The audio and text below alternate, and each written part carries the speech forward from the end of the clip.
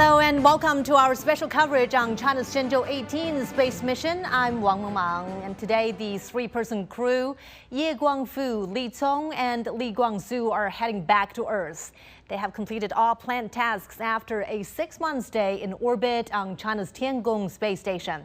Their spacecraft will later touch down at the Dongfeng site in North China's Inner Mongolia Autonomous Region. And here with me in the studio are our guests. We have with us Professor Yang Guang, Chair of the International Astronautical Federation's Space Transportation Committee, and Professor Zhang Fan from the Professor of Astronomy at Beijing Normal University. They will helping us understand the entire process of the return mission. Great to have you with us on our program. Well, earlier Sunday, actually 8 hours ago, the Shenzhou-18 manned spaceship separated from the space station combination. The spacecraft then orbited 5 times around the Earth. China Manned Space Agency said the 3 taikonauts are in good condition. The crew welcomed their Shenzhou-19 counterparts aboard the Tiangong space station on Wednesday and completed an in-orbit handover. The landing site and all participating systems are making final preparations to welcome the astronauts back.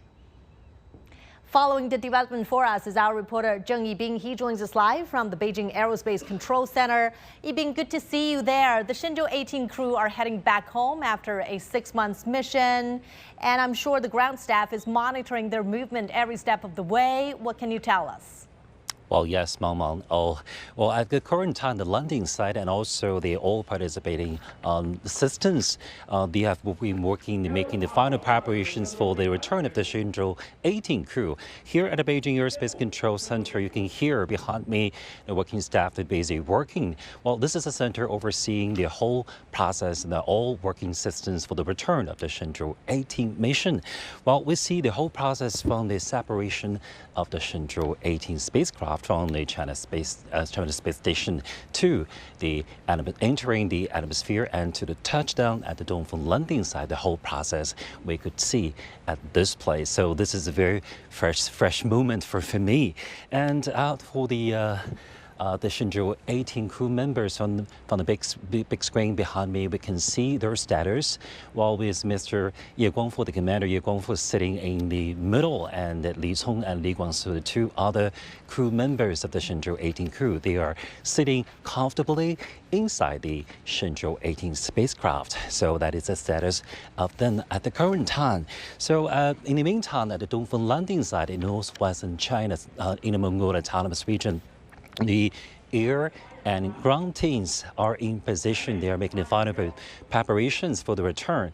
And also, before today, they have conducted the rounds of the rehearsals, and familiar with all the process, relegating all the possible risks during this process, and all the measurement and control stations across the country. They're stating they're sending the data of the Shenzhou-18 spacecraft and telling us their position and the current status. And how the helicopters and of the air team at the Dongfeng Landing Site, after they receive the information of the touchdown, they will fly directly to the touchdown spot. And the ground team, these 3 medical team and medical facilities and the vehicles, they will drive directly towards the landing spot and waiting for the 3 taikonauts and giving the medical check and also the good food and hot water. That's the current information I can share with you, Mamang. Yeah, sure. And Yibing, let's also talk about this. The crew of the Shenzhou-18 spacecraft held a handover ceremony with the incoming Shenzhou-19 crew on Friday, and this event marked the 5th successful crew rotation on the Tiangong space station. Tell us more details about this handover, please. Well, actually, those crews, they had the historic meet in space on Wednesday. So the Shenzhou-18 crew, the commander, Mr. Ye Guangfu, and the commander of the Shenzhou-19 crew, Mr. Cai Xuzhe, they met there, and the 6 taikonauts spent a couple of days in China Space Station. And also on Friday, they held the handover ceremony. Because this is a very historic moment. This is an inspiring moment. It was held in the warm and friendly environment because they spent a few days together. Had not only hand over transferring the keys of China's space station to the newcomers, but also helping the latter to adapt to the new environment. And to that moment, that signifies that the moment that the Shenzhou-18 crew has completed all their planned missions in space. We know that the Shenzhou-18 crew, they have conducted almost together 2 spacewalks and more than 90 space experiments and tests. So far, the baton has been handed over to the Shenzhou-19 crew. So this is a historic moment on Friday, and now the Shenzhou-18 crew is on the way back to Earth. Back to you, Mama. Yeah, smooth and uninterrupted operation of the Tiangong space station. Thank you so much, our Zheng Yibing, for us there. The Shenzhou-18 crew are returning home on Monday. They're expected to first land in the Dongfeng Landing Site in northwest China. As Sun Ye tells us, the home crowd has been readying to welcome them back. The Shenzhou-18's return capsule is expected to touch down at the Dongfeng Landing Site on Monday. The search area stretches tens of thousands of square kilometers, covering Gobi Desert, grassland lakes, and saline landscapes. Wang Zhengjun is part of the search team. He tells us that this search mission has its own challenges. This mission faces conditions of darkness and low temperatures. The main challenge is the darkness, which will make it difficult to search for and locate the target. The search and recovery team has gone through drills to make sure they find their target fast. And the team is experienced. Earlier this year, the same team managed and oversaw the return of the Shenzhou-17, the return of the Chang'e 6 capsule, and the recovery of China's first reusable satellite, the Shenzhou-19. Wang says their experience will be useful in the return of future manned lunar missions. To have taikonauts land on the moon and return safely is our long-cherished wish. We're preparing for the historic moment. Through all the missions in recent years, we have formed an all-terrain, all-time, all-weather search and rescue team. We have accumulated rich experience in organizing and implementing missions. We have developed capabilities in communications, target search, medical monitoring and treatment, equipment handling, and more. This is the foundation for search and rescue operations for future manned lunar exploration and return missions. That said, search and rescue efforts for manned lunar missions have different requirements from those of low Earth orbit flights. For example, there is a difference in terms of isolation and protection of astronauts upon landing on Earth. We're preparing for that too. No matter where the taikonauts come from in space, the home team says they will get them home safe and sound. Sun Ye, CGTN 9全 Gansu Province. And now let's get some more discussion with our guests here in the studio, Professor Yang Guang and Professor Zhang Fan. So let's talk about this. Every time, every relaunch, every launch and every homecoming is so exciting. Professor Yang, you were with us a few days ago for the launch of the Shenzhou-19 mission, the 3 taikonauts who are up there in the Tiangong space station operating it. So when it comes to the landing this time, what are some of the things that you're watching out for? Well, you know that for me, you know that the most biggest highlight of this mission is that, you know, Mr. Ye Guangfu, the commander, not only the commander of this Shenzhou-18 crew, but also, you know, Mr. Ye Guangfu, with this mission and with the former Shenzhou-13 mission, he will become the first Chinese taikonaut to stay accumulated time more than 1 year in outer space. So it's so exciting. You know that this is not only an exciting thing, and also it's very meaningful, very useful in scientific research on especially the space medicine and also the space biology. So stay in space for 1 year, the influence with a very short interval will be very helpful for us, not only to understanding, have a better understanding for the future missions. For instance, Mr. Zhou Jianping, the chief designer of China Manned Space Program, has mentioned that in the future we will also to have the plan to have the taikonauts stay in space for only one single mission more than 1 year. So that will also be very, very meaningful for us to understand the influence of the microgravity, the radiation to the human body. And this is also very useful for us to help the common people in our daily life. For instance, for those with weakening of the muscles and their cardiovascular system, the influence of microgravity is more remarkable. So the study on this kind of phenomena will also help our daily life. Moreover, you see that this can be recognized as a good preparation for the future missions to Mars and even beyond. So this is just the purpose of Earth to, you can see as now. You can see right there, live pictures from inside the return module. The 3 taikonauts there are on their way back to Earth. Mr. Ye Guangfu is sitting in the middle. To the far side, you can see Mr. Li Cong. Right. And on the one seat nearest to the camera is Mr. Li Guangsu. So Mr. Ye Guangfu is named as 01. And Mr. He's the commander of the mission. Exactly. So Mr. Li Cong on the far side, the farthest to the camera is called 02, and he's very important. You know, he is the one in charge of the press button to cut the parachute when touched down. So he is 02, and Mr. Li Guangsu is 03.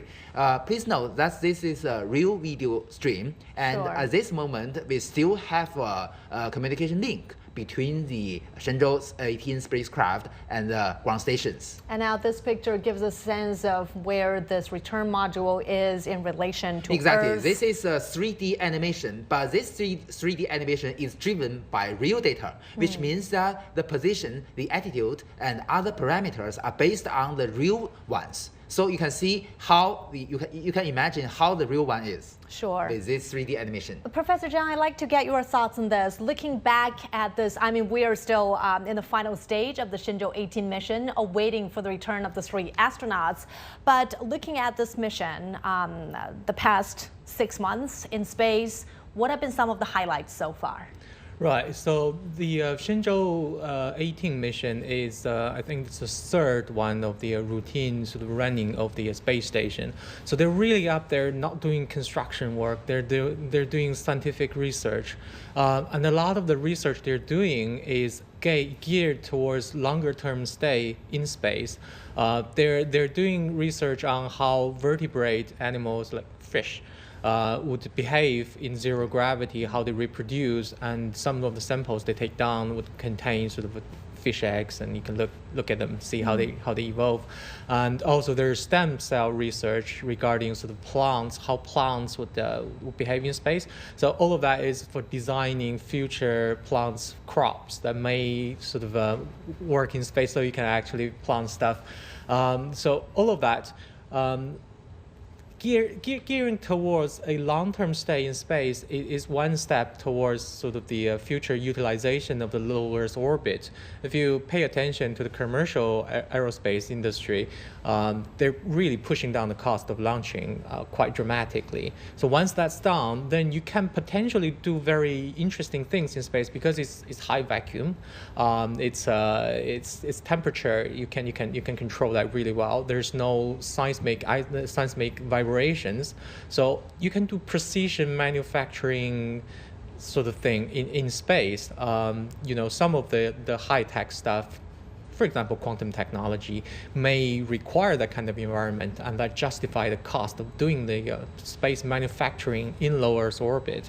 And that's once that's done, then if you can put people there and you can eat stuff, eat vegetables up there all comfortably, then that really opens up a new era in space utilization, really. Yeah. So this zebrafish that you mentioned was just one of the many experiments that the Shenzhou-18 crew conducted during their stay in space over their stay of 6 months.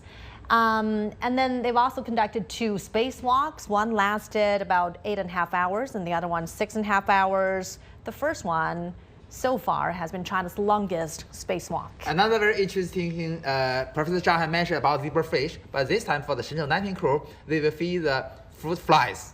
fruit flies up Exactly. in space. So they will have insects in the outer space. And now you can see is the video camera mounted on the surface of the Shenzhou spacecraft. You can see the very bright, the blue Earth, very beautiful bubble. So it's orbiting the Earth now at the altitude about 400 kilometers high. And now you can see on the camera, oh, this is also returned to the camera inside the re-entry capsule. Sure. So you can see the astronauts are very busy now. What is the velocity at which they are traveling now? They orbiting the Earth with the first cosmic velocity about 7.8 kilometers per second. So it is very fast. And hopefully in about 2 hours' time, our astronauts will touch down at the designated landing site in Inner Mongolia Autonomous Region. Right now at this point though, Professor Zhang, do you know, it must not be a comfortable experience making their journey back to Earth. What kind of forces are working on the astronauts? Right now, they're okay. It used to be a lot more uncomfortable.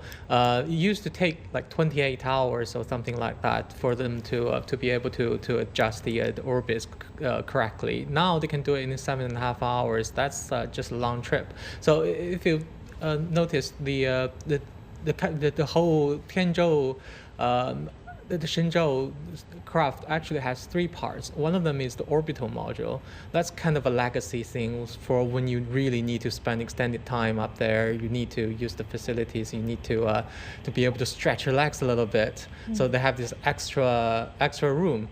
But now that's kind of not strictly necessary. They've been pretty much sitting in that position for the last few hours, and the uncomfortable thing is yet to come. So when they are going through the blackout period, when it's really burning outside, they'll experience something like 3 to 4 Gs, and they've been in 0 G all these 6 months. So their body really can't pump blood and everything normally, so that will feel more like 6 to 8 G, and that's really gonna hurt. It will be a sudden and dramatic change in conditions. I believe that they will conduct the first orbit maneuver, attitude maneuver soon. The first attitude maneuver they will turn in direction for about 90 degrees from facing forward to the side. This is a very important preparation for the separation, as Professor Zhang have already mentioned. The first very critical separation is separation between the orbital module and the re-entry capsule. Yeah. Because you know that the total mass of the spacecraft is about 8 tons. So to reduce the mass and reduce the burden of the propulsion system, we first need to separate the orbital module. But please notice that this is a very critical step. And we've got words from our gallery that in about 1.5 minutes, the orbital module is going to be separated from the re-entry module. Now, as we're watching live signals, and there's communication adjustment, the first adjustment. Attitude maneuver. The Shenzhou-18 spacecraft is now adjusting its altitude. Yeah, the direction, look, has already changed about 90 degrees. Right. And then the separation. We could see from inside the capsule that the astronauts were making some movements, minor movements, their arms, and then there's this manual in their hands. What exactly is on that manual or notebook? As Professor Zhang has already mentioned, they are still in the 0 G environment. So honestly speaking, they cannot feel very remarkable change about this attitude maneuver, because it only turns the direction for 90 degrees in, strictly speaking, in your direction. So the separation of the orbital module will leave the orbital plane of the remaining 2 modules.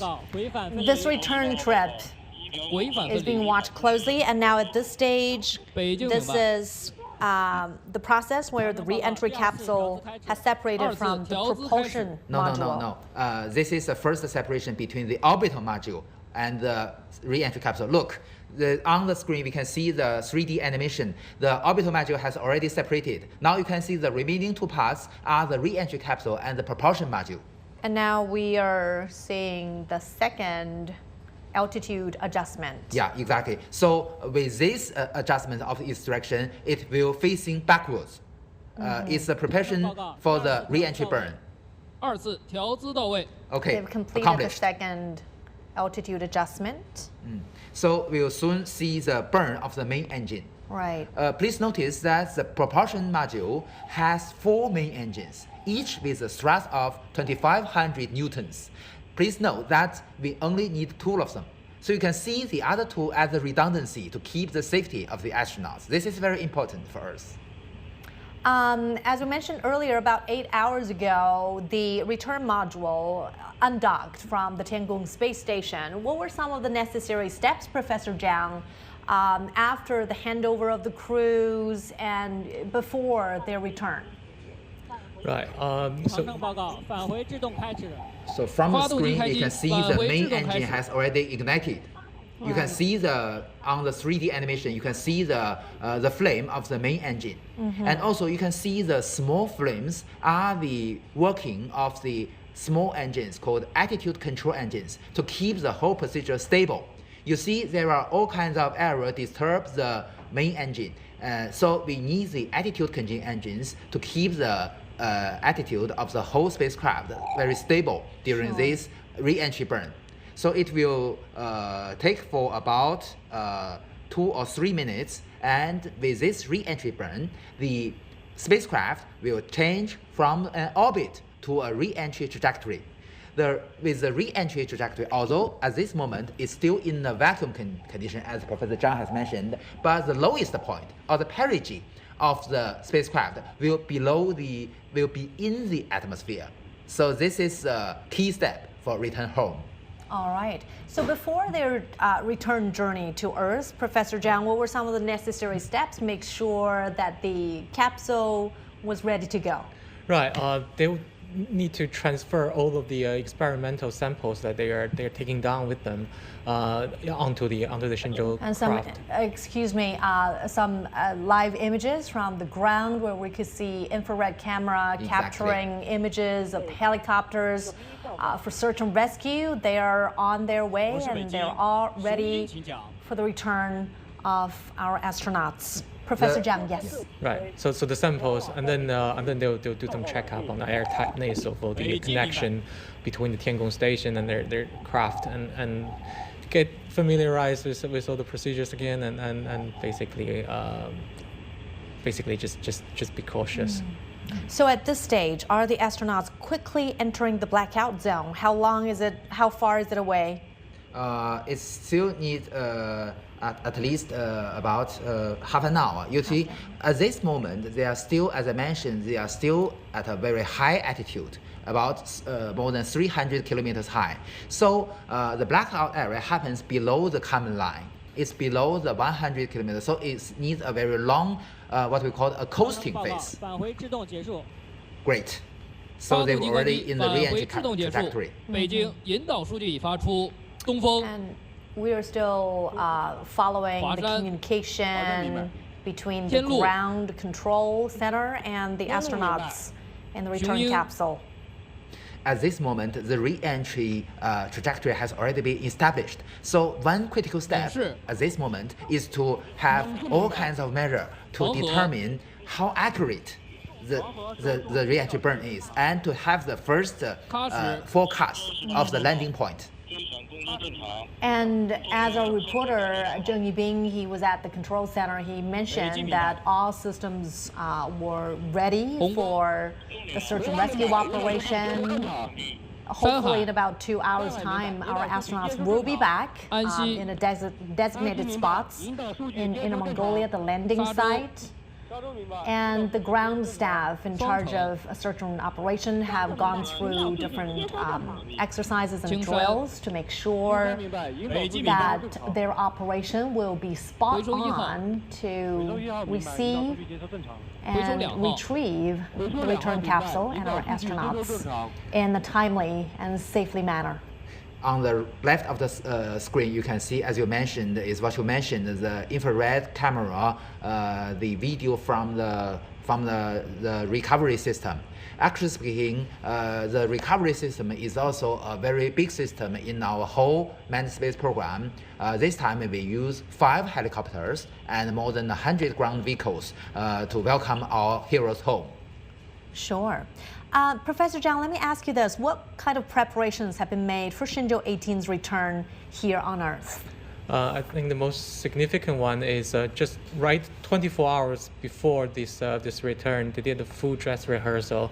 So down to essentially just since the actual craft itself, everything is down to the minute details, and then obviously the helicopters, they've been waiting in there.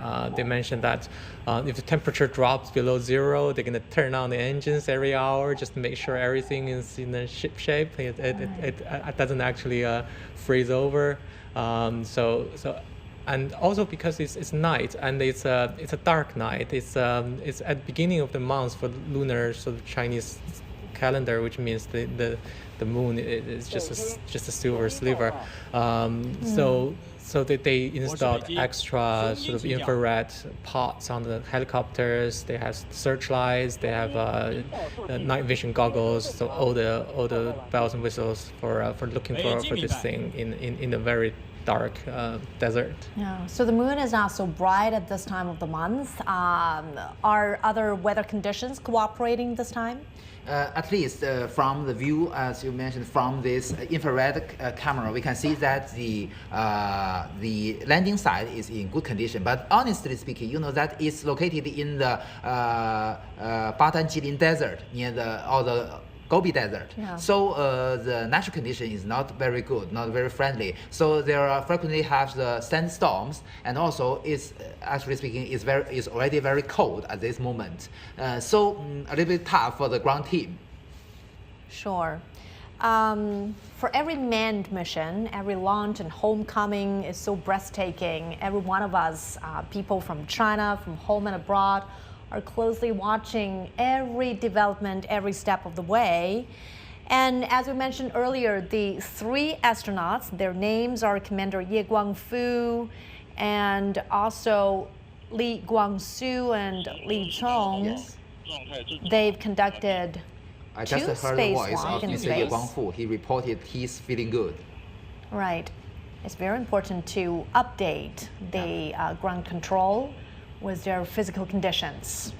It's very interesting that Mr. Ye Guangfu is sitting in the middle. You know that Mr. Ye Guangfu can speak very fluent English, and he was trained in Europe in the cave training several years before. So he has many friends in European countries. And hopefully someday he will be sharing with Exactly, CGTN his yeah. experiences up in space. And again, we're watching the return journey of the Shenzhou-18 mission. It was launched in April 25th to be exact this year. And the crew spent a little more than 6 months up in space, operating the Tiangong space station, conducting experiments and spacewalks, and having this official handover with the Shenzhou-19 crew who arrived at the Tiangong space station just a few days ago. Yeah. So you can see on the right of the screen is the camera mounted in the re-entry capsule, and this is a camera mounted outside the spacecraft. So at this moment, we still have the communication link with the Tianlian data relay satellite. So we can have a very high data rate to support us to transfer the video streams. Actually speaking, more than 2 video streams, one from the inside and one from the outside. But as Professor Zhang has already mentioned, if we enter the blackout area, the communication will be interrupted. So at that moment, several minutes later, the whole communication, either those from the Tianlian data relay satellite or from the ground stations, will be cut off because of the. 下面通报返回舱。 We've heard the forecast of the prediction of this landing site, 东经 landing point. 1动动度，动4分5动秒。东经1动动度，动4分5动秒。 Very 落点纬 precise 度 location 北纬 of the expected 4度 landing spot. 3拐分。 Yeah. 动4秒。 This is the first one, the first prediction. But we will have 4 predictions because you know that every time it will be more accurate. We have a theoretical landing point, as we mentioned, but you know that every time, because of the error of the control system and also because of the influence of the wind and other factors, so every time is different from the theoretical one. So we need the prediction, and each time is more closer to the real one, and we can forward this message to the ground team, and they will move to the newly updated predictions. Either the helicopters and the ground vehicles all have this utilize this prediction. Professor Zhang, what do you consider to be the most critical point of this entire landing process? I think it's actually opening the parachute. The blackout is intense, but it's aerodynamically stable configuration. Nothing really can go wrong, in my opinion. The most difficult part is opening the parachute, which is it's 3 basketball-sized parachutes packed into like 200 liters, really tiny little thing, and just imagine unfolding that correctly without anything tangled up. And also the weather condition is important. If there's a lot of wind blowing, then the whole thing will be like a swing, and astronauts wouldn't be very comfortable inside. And once that land, if the parachute isn't cut off really quickly, then the whole huge parachute will drag you across the desert. Just imagine sitting in a metal container being dragged around in the rugged terrain. It's not going to be comfortable at all. There's so many uncertainties there. Yeah. What kind of scenarios or sensations, Professor Yang, do the astronauts experience during this re-entry process? I mean, this is beyond the comprehension of us ordinary people. Even for trained astronauts, they still experience some very uncomfortable moments. Exactly, but you see that on the left of the screen is 3 astronauts, and also we can see the camera mounted on outside the capsule. But you know that at this moment they are still in the zero-G environment, so very comfortable. I believe that after about 10 minutes, they will have another critical point of the separation between the propulsion module and the re-entry capsule. After that, and for several minutes, the re-entry capsule will touch the upper edge of the atmosphere.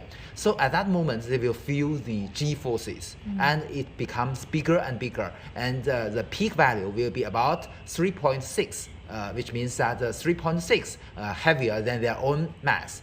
And moreover, as you mentioned, they will also experience a very intensive vibration. So both they will feel the G forces much heavier than their own body, and also the vibration. So it's really not very comfortable. But as you mentioned, they will be well trained on the ground before their flight mission, especially Mr. Ye Guangfu. You know that this is the second time for Mr. Ye Guangfu to experience that. So he has been used to it, and he will not be very nervous. Yeah. Well, as we wait for their return, let's also look at an earlier story. The Shenzhou-18 is set to return to Earth on Monday, and alongside its 3 taikonauts, the spacecraft will also bring home scientific materials from the National Space Lab. Our reporter Sun Ye has the details for us. When the Shenzhou-18 crew returns after about 6 months aboard China's space station, they will also bring back scientific materials from the National Space Lab that may help unlock answers to significant scientific questions. The samples returning with the Shenzhou-18 mission include 5 types of life science specimens and over 20 samples from material science projects. Among them, more than a dozen were exposed to the external environment outside the space station to observe their reactions under such conditions. Additionally, samples from the container-free material cabinet and high-temperature material cabinet would also be brought back. These will undergo thorough research and analysis on the ground. The first ever fish tank ecosystem experiment on the China space station was conducted during the Shenzhou-18 mission, featuring an ecosystem of 4 zebrafish and homeward plants. The zebrafish thrived for over 40 days, during which we observed unique movement patterns in microgravity. For instance, they sometimes swarm belly up, displaying behaviors not seen on Earth. Interestingly, the small ecosystem established itself more quickly in space than it typically would on the ground. By uncovering these foundational insights, we're setting the stage for future studies on more complex ecosystems. Scientists say China's space station has become an ideal place to uncover the basic laws of matter movement and life activities. In space-based biological and physical sciences, the goal is to explore the fundamental laws governing matter and life under extreme conditions. Our space station has conducted extensive research across various areas.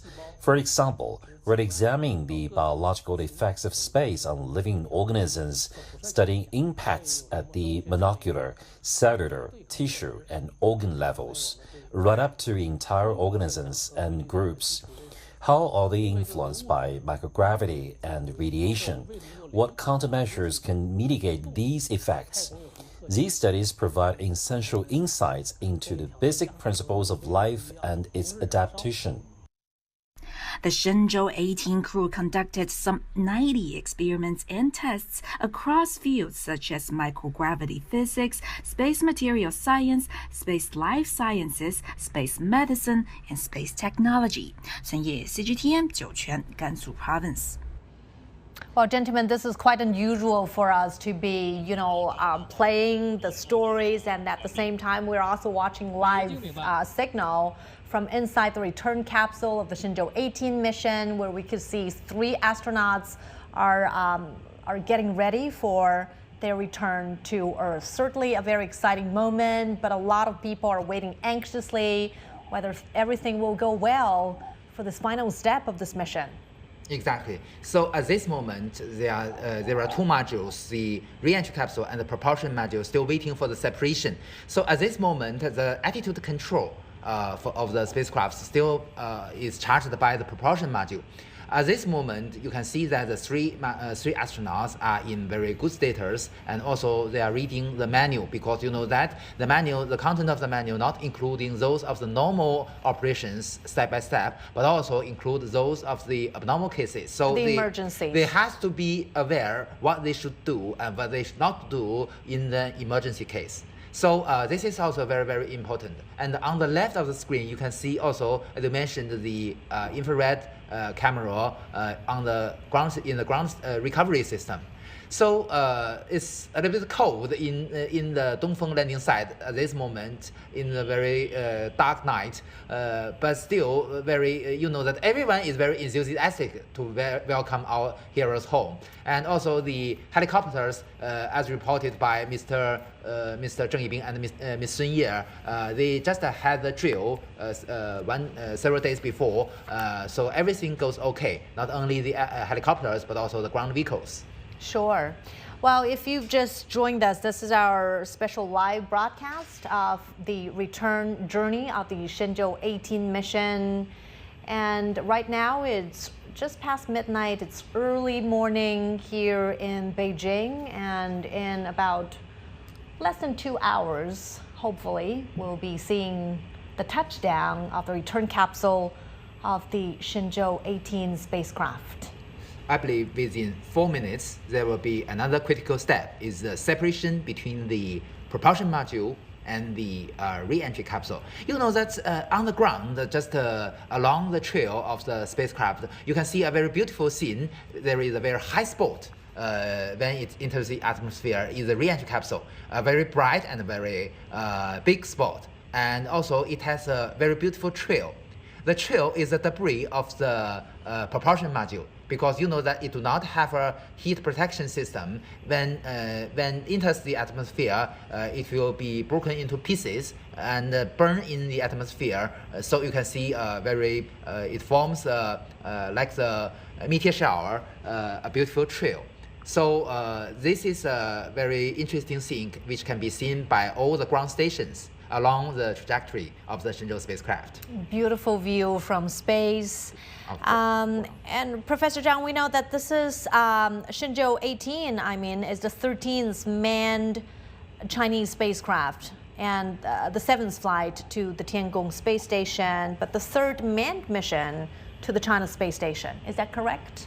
No, it's the 3rd mission into the application and development phase of the Tiangong station. That's after the construction. Shenzhou-14 was the crew that actually put the the station, the three modules together. So at that stage, it's pretty much fixed for the foreseeable future. There's the potential for extending it further, but I think they have lunar landing occupying them for the before 2030. So the Tiangong expansion plan may be pushed back a little bit. Sure. How has the Shenzhou-18 mission built on the previous achievements of earlier missions?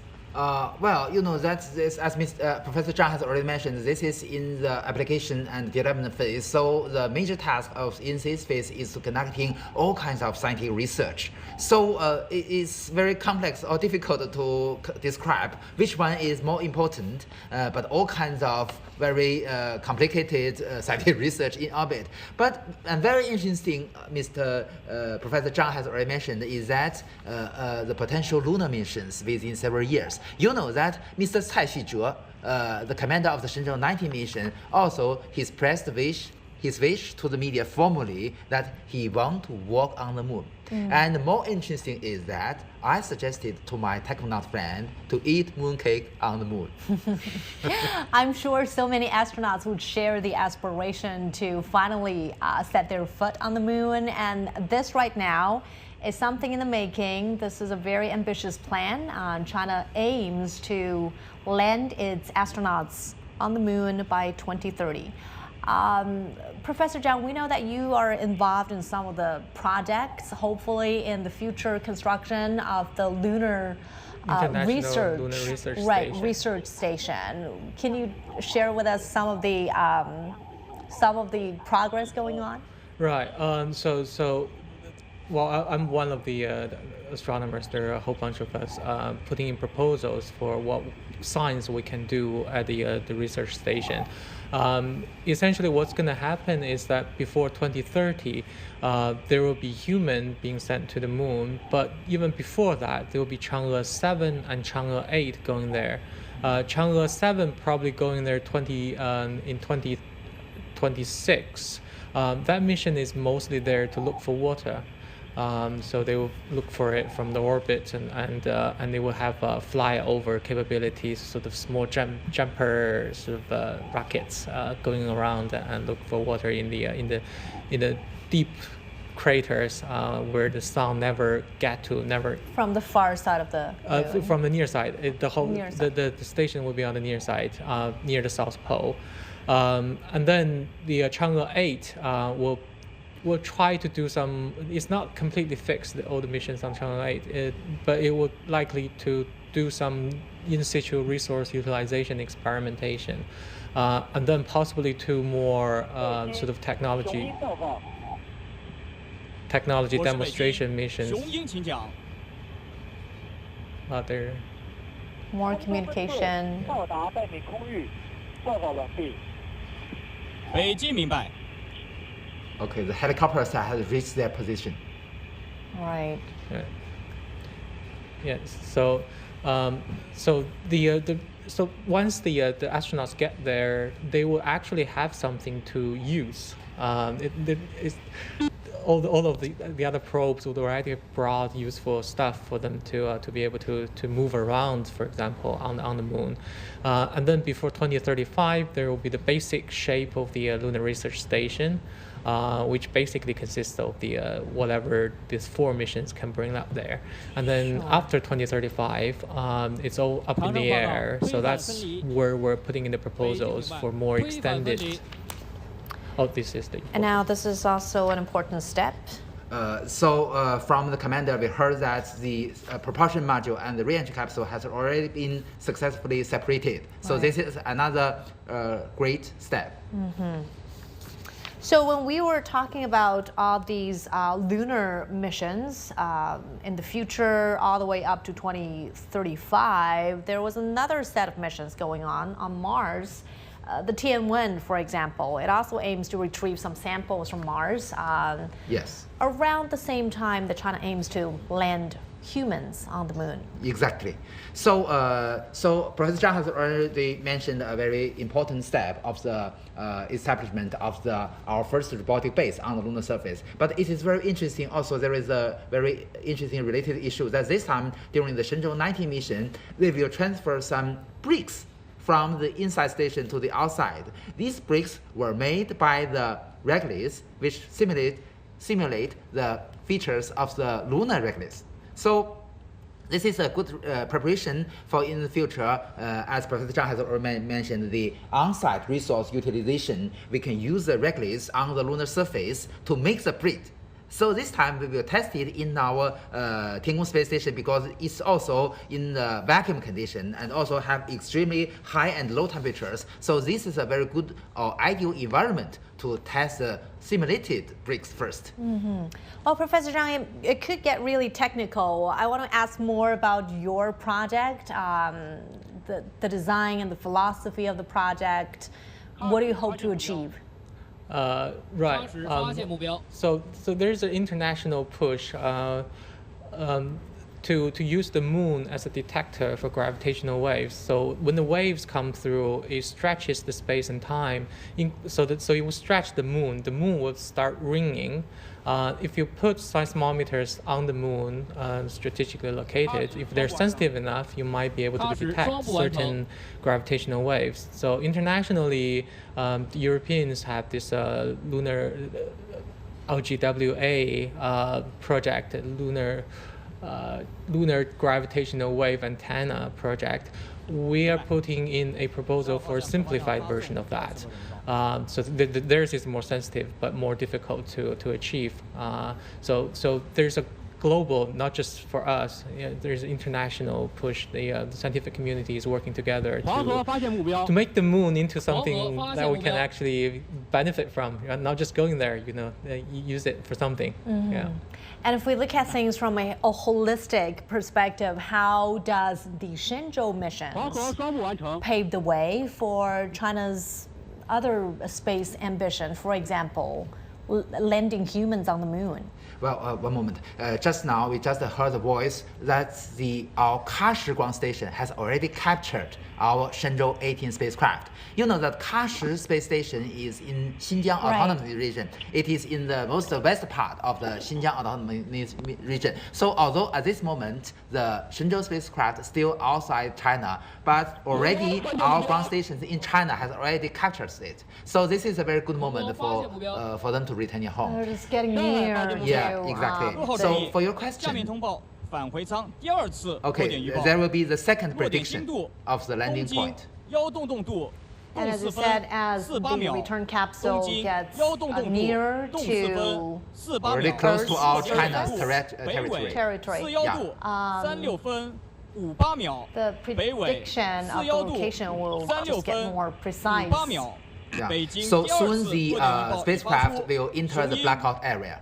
So the communication between the ground stations and the spacecraft will be interrupted. How long could it last? You can see that our ground station has already captured optical images of the re-entry capsule. You can see on the front is the big spot is our re-entry capsule, and you can see the beautiful trail, as I mentioned, is the debris of the propulsion module. Very beautiful. This blackout zone that we mentioned, and our astronauts will be entering in just a moment. How long could it last? It usually lasts about 4 to 5 minutes. And with no communication. Yes.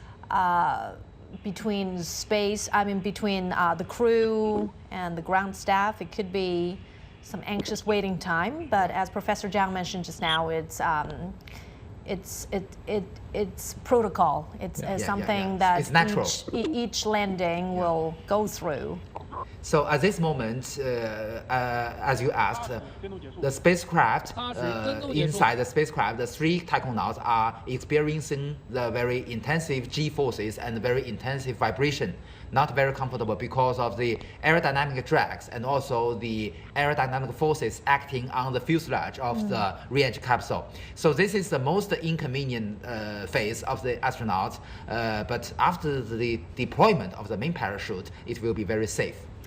But this mission also marks a little more than 2 decades of China's manned mission to space. Remember Shenzhou-18 mission? Mr. Yang Liwei was China's first astronaut, the lone astronaut into space 21 years ago. Exactly. So over the years, there has been some technical adjustments and improvements to improve the astronauts' sensations during this blackout period. Yes, they've been more comfortable than the Yang Liwei's maiden flight to outer space. You know, at that moment, we don't have much experience, and also our launch sequence, especially the control system, need to be optimized. So, actually speaking, Mr. Yang Liwei also mentioned that, especially during the ascent phase, during the launch, he feels extremely inconvenient because of the G-forces and the vibration. More movements on the ground from Inner Mongolia, the vast, sparsely populated Gobi Desert. The motorcade is on the go to approach the designated landing site. Helicopters, as we saw earlier, were also deployed to receive the astronauts. So, Shangcheng is a ground station near our Jiuquan Satellite Launch Center. So this means that the ground station in near Jiuquan Satellite Launch Center has already get this video of the spacecraft. So it's very, very close to its home. And Professor Zhang, I'm sure there have been some elements of international collaboration in every Shenzhou mission and in China's future space missions. Tell us about that, please. Right. So China's international collaboration is done in a very open way. It's open solicitation across the world. It's not like through private channels, just talking to a few like space powers. So, for example, the experiments on the space station. It's solicited through the United Nations Office of Outer Space Affairs. So any country can put in proposals and they will be evaluated by a panel on scientific merit. And then China will shoulder the up and down going costs and the other party would do the experiment. And also for the International Lunar Research Station, it's openly put out in wide open conferences that there are 8 different levels of collaboration, down to the simple sort of education, all the way up to mission, even concept, the entire station concept design. Depending on your level of expertise and commitment, each country, especially developing countries, trying to get on the game. As I said earlier, we're beginning to reap benefits from space exploration. So to be egalitarian, so everybody can benefit. It's good. They have a entry point along the whole chain and climb up the chain. Sure. And Professor Yang, I could see you agreeing with what Professor Zhang was saying, and you just came back from a major space conference. Exactly. Any word on international collaboration in terms of space missions? Well, you know that just during the Chang'e 6 mission, we have laser ranging retro reflector made by Italy, and you know that I just came back from Milano of the International Astronautical Congress, and you know that I met Miss Samantha Cristoforetti, the Italian female astronaut. You know that she was trained together with Mr. Ye Guangfu, the commander of this mission, before, either during the cave training in Europe and also in the rescue training in Yantai, in the Yellow Sea of China. It's very interesting that Miss Samantha can speak Chinese very fluently, and she has a Chinese name called Shasha, and also that she gave me a signature with both Italian and Chinese. So I hope in the future, we do hope that some European astronauts have the chance to visit our Tiangong space station. And also, as Professor Zhang has already mentioned, we've already have very good cooperations with the European countries in our Chang'e lunar probes, either on the lander or on the orbiter. So in the future, we hope that we can have deeper and wider cooperation in the scientific research. Well, if you've just joined us, this is our special live coverage of the return journey, the landing process of the Shenzhou-18 mission. 3 Chinese astronauts spent a little more than 6 months on the Tiangong space station. So right now, they're making their way back to So home. you can see the very bright spot is the re-entry capsule. Right. At this moment, the debris of the propulsion module has already burned out. And you can see that at this moment, I believe it's already go out of the blackout area. And I believe that the communication between the spacecraft and the ground stations will be re-established. And, 2024 is an important year for China's space missions. Yeah. For example, later this month, we'll be seeing the Shenzhou-18 cargo ship making its way to the Tiangong space station, providing supplies, Yes. vital supplies to the crew up there. So every time you know that the manual for the food of each astronaut is customized based on his or her own home province. So you know that for instance for Mr. Ye Guangfu, because he's come from Sichuan province, so many spicy food were The parachute. Now, this is the opening of the parachute, as Professor Zhang Fan mentioned just now, a very critical step of this entire landing mission. It looks like all is going well. Yeah. So I believe at this moment, the altitude of the re-entry capsule is already below 10 kilometers. So the main parachute has already been successfully deployed, and the astronaut is already very safe at this moment. And communication has been re-established, and we are listening to the conversation between the crew and the ground control. Yeah. And the next critical step will be the ejection of the main heating shield at the bottom. And the third prediction of the landing spot. Generally, we will have 4 predictions. Each one will be better. And we are holding our breaths, even though we've been watching this all together for many times in the past. But as I said, every manned mission, every space mission that carries the aspiration of so many people is something exciting. As Professor Zhang has already mentioned, the wind speed is a very considerable factor for our prediction of very precise enough to ensure that our ground team and the helicopter can reach the landing point. Professor Yang, why don't we get the latest from our reporter Zheng Yibing, who's joining us live now from the Beijing Aerospace Control Center. Well, Yibing, we're approaching the final moment of the landing. Tell us what you were hearing there.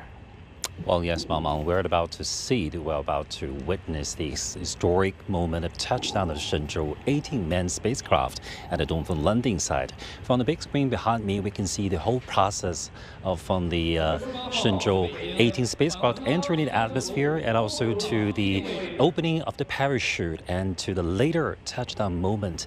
So this whole process we have been covering at the current time. So. The helicopters, just like you said in your studio, are approaching because the third forecast of the landing spot has just been announced. So the helicopters of the air detachment of the rescue and search team are flying close to the landing spot. So later they will get to the landing spot and see the return capsule at the first hand, and also the vehicles on the ground are driving towards that forecasted landing spot. Well, this is 6th time I've been covering the return of the Chinese astronaut from the China space station to Earth. Well, I remember my first time I'm covering the news. So here it is about back in the April 2022.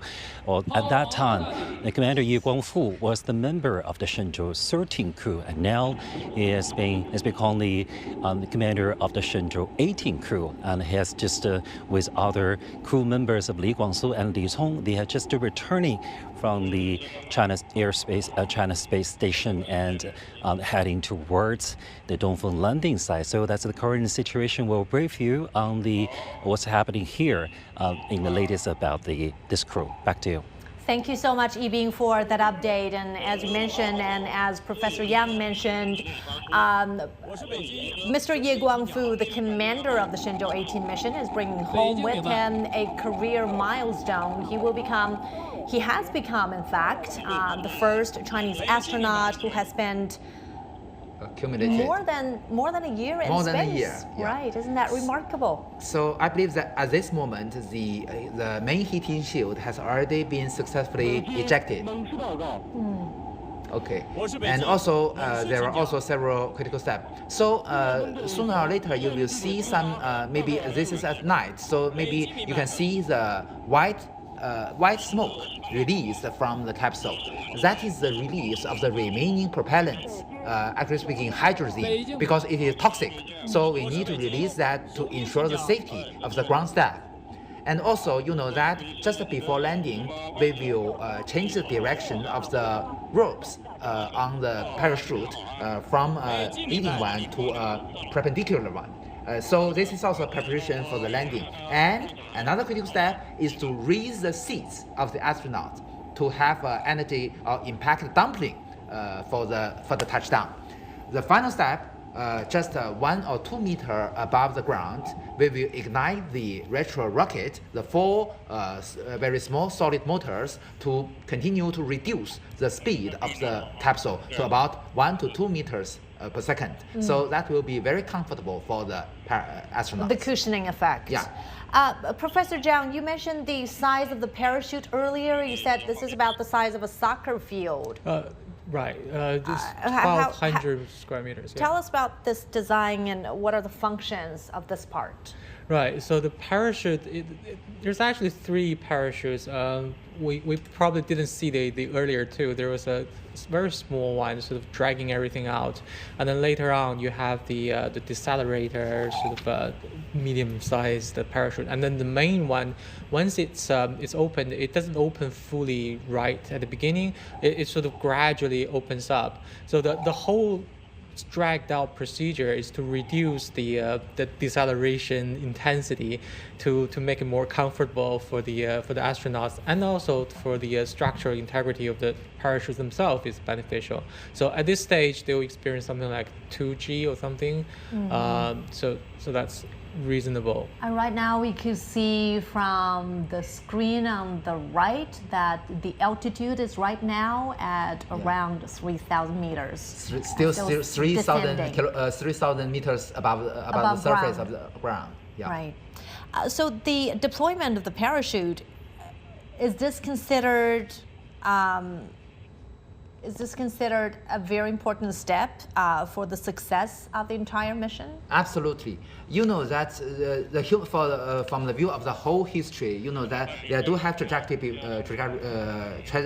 You know that during the Soyuz 1 mission, the parachute failed to be deployed, so it hit the ground, and Mr. Komarov, the cosmonaut of former Soviet Union, died at that moment.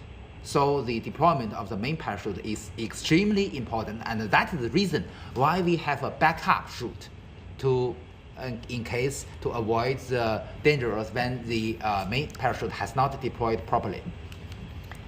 Of course, now this return capsule is quickly descending to the Earth's surface, and the search and rescue team are standing by to locate the return capsule as it makes its touchdown.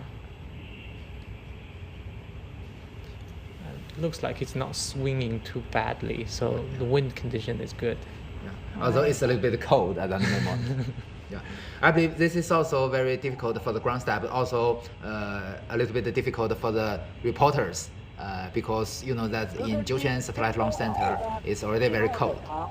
2,003 meters above Earth's surface. Yeah. And you mentioned the reporters. We do have a team of reporters. Sunye, she's there monitoring the movement there, and hopefully later on after the touchdown we could talk to her about what she's seeing and feeling there in the landing site.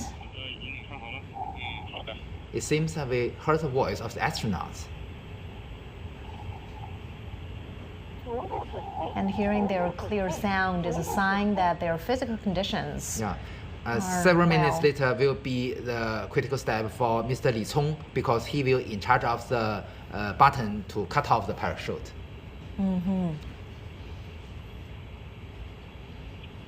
Honestly speaking, it is we can seldom see that the spacecraft will land vertically. Only this happens in the Shenzhou-18 mission, just by Mr. Ye Guangfu, and also in Shenzhou-6 mission. But in Shenzhou-13 mission, this was charged by Ms. Wang Yaping, and because she just pressed the button at the most precise time, so the spacecraft landed vertically. You know that landing vertically is very comfortable for the astronauts, right. But in most cases, it will lie down.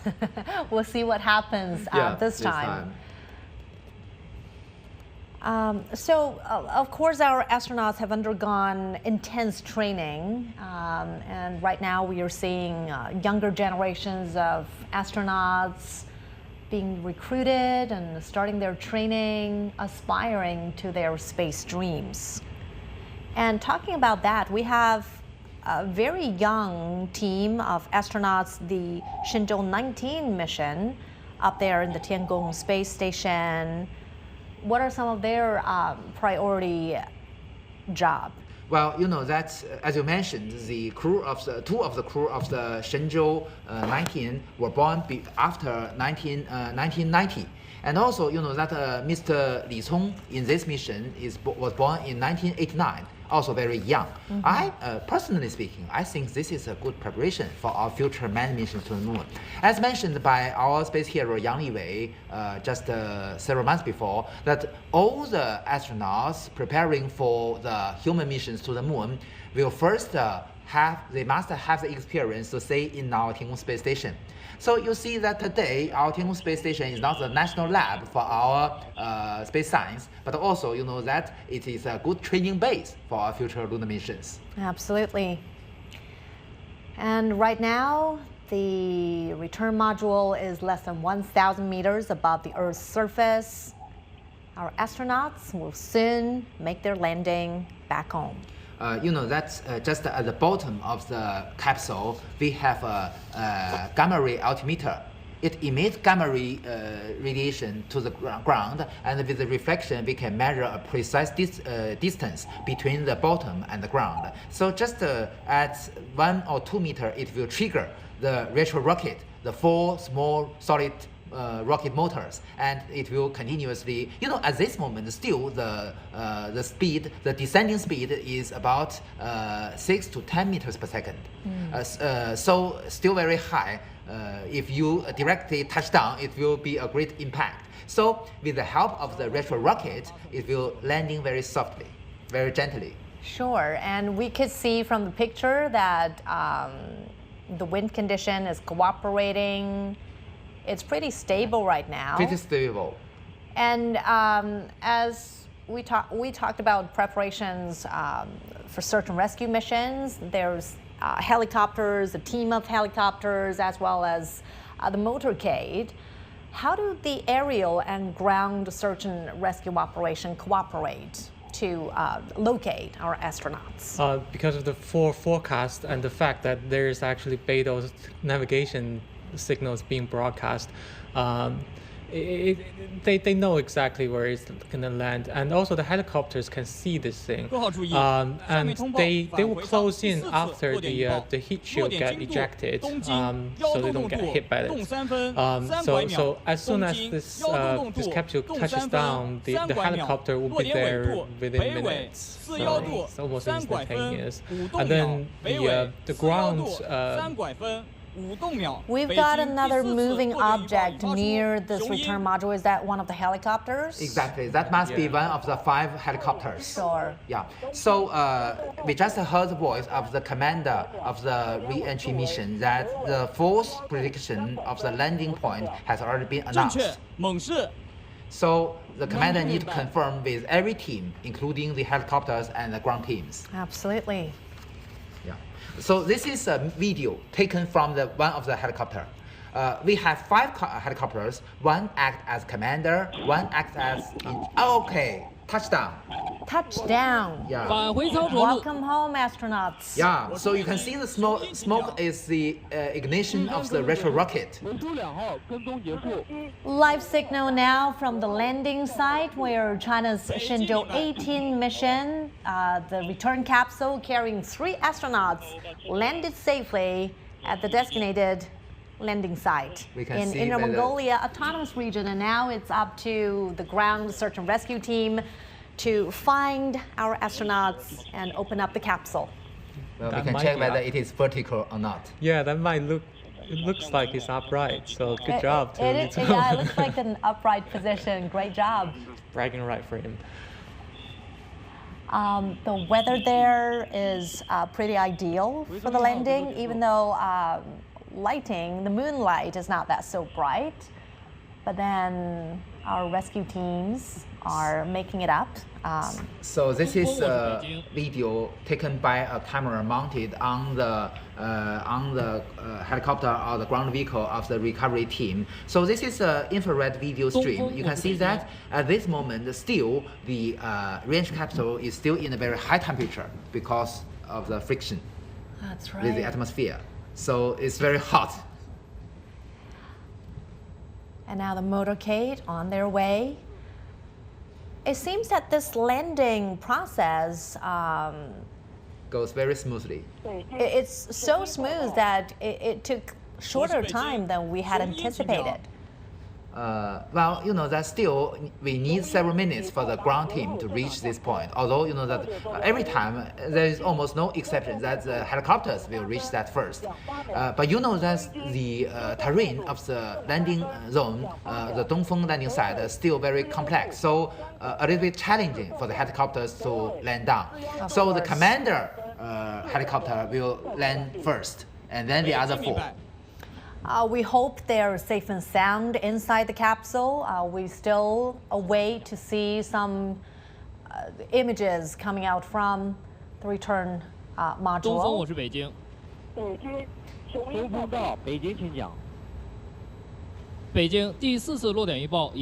Communication, and this is the force and the final report on the landing spot. Now, what is the critical step now? What is the priority before our astronauts step out of the return capsule? Well, there are several critical steps. One is that, as I mentioned, we have an instrument to measure the distance between the bottom and the surface called gamma ray altimeter. So we have lead box to cover this instrument to block the radiation, the dangerous radiation, to protect the ground staff and the astronauts. And also we have the ground staff who comes from the design of the propulsion system, because you know that we use hydrogen. It's toxic. So we need the ground staff to check if there is any leakage of the toxic hydrogen to also ensure the safety. Moreover, we need the medics. When our ground staff open the hatch, there is only one hatch on the re-entry capsule. We need to check the inner atmosphere inside the capsule, and also check the physical status of the 3 crew members. Absolutely, and hopefully we can get some visuals soon of our astronauts. Looks like it's tipped over, but the parachute has been cut, so that's good. Otherwise, somebody from the helicopter would jump in and cut the parachutes for them. So again, this is the return capsule of the Shenzhou-18 mission. 3 Chinese astronauts are inside, and we're waiting for the search and rescue team to find the return capsule and open up the hatch. The 3 astronauts spent a little more than 6 months on the Tiangong space station, and they handed over the operation and their job to the Shenzhou-19 crew, who are still operating the CSS. So at this moment, we can see that still the re-entry capsule is still in a very high temperature because of the friction between its surface with the atmosphere during the re-entry. Right. And infrared images of one object approaching The ground vehicle spot in the center. Approaching the bright spot in the re-entry capsule. So this must be a video from one of the helicopters. One of the helicopters. Yeah. Do we usually get visuals or audios from our astronauts at this stage, or are they kind of still in a recovering Honestly stage? speaking, usually we've already established a communication link between the ground station and our crew members. So you can hear the voice from the Mr. Ye Guangfu or the Cong and Li Guangsu. You can see the dust raised by the helicopters. Right. Yes. Now, Okay. some movements of our rescuers, the medics probably. Yeah. They are usually the first ones to approach the capsule. And right now it's early morning, Monday, Beijing time, and that's exactly the time in the landing site in Inner Mongolia Autonomous Region, the vast and sparsely populated Gobi Desert in northwest China.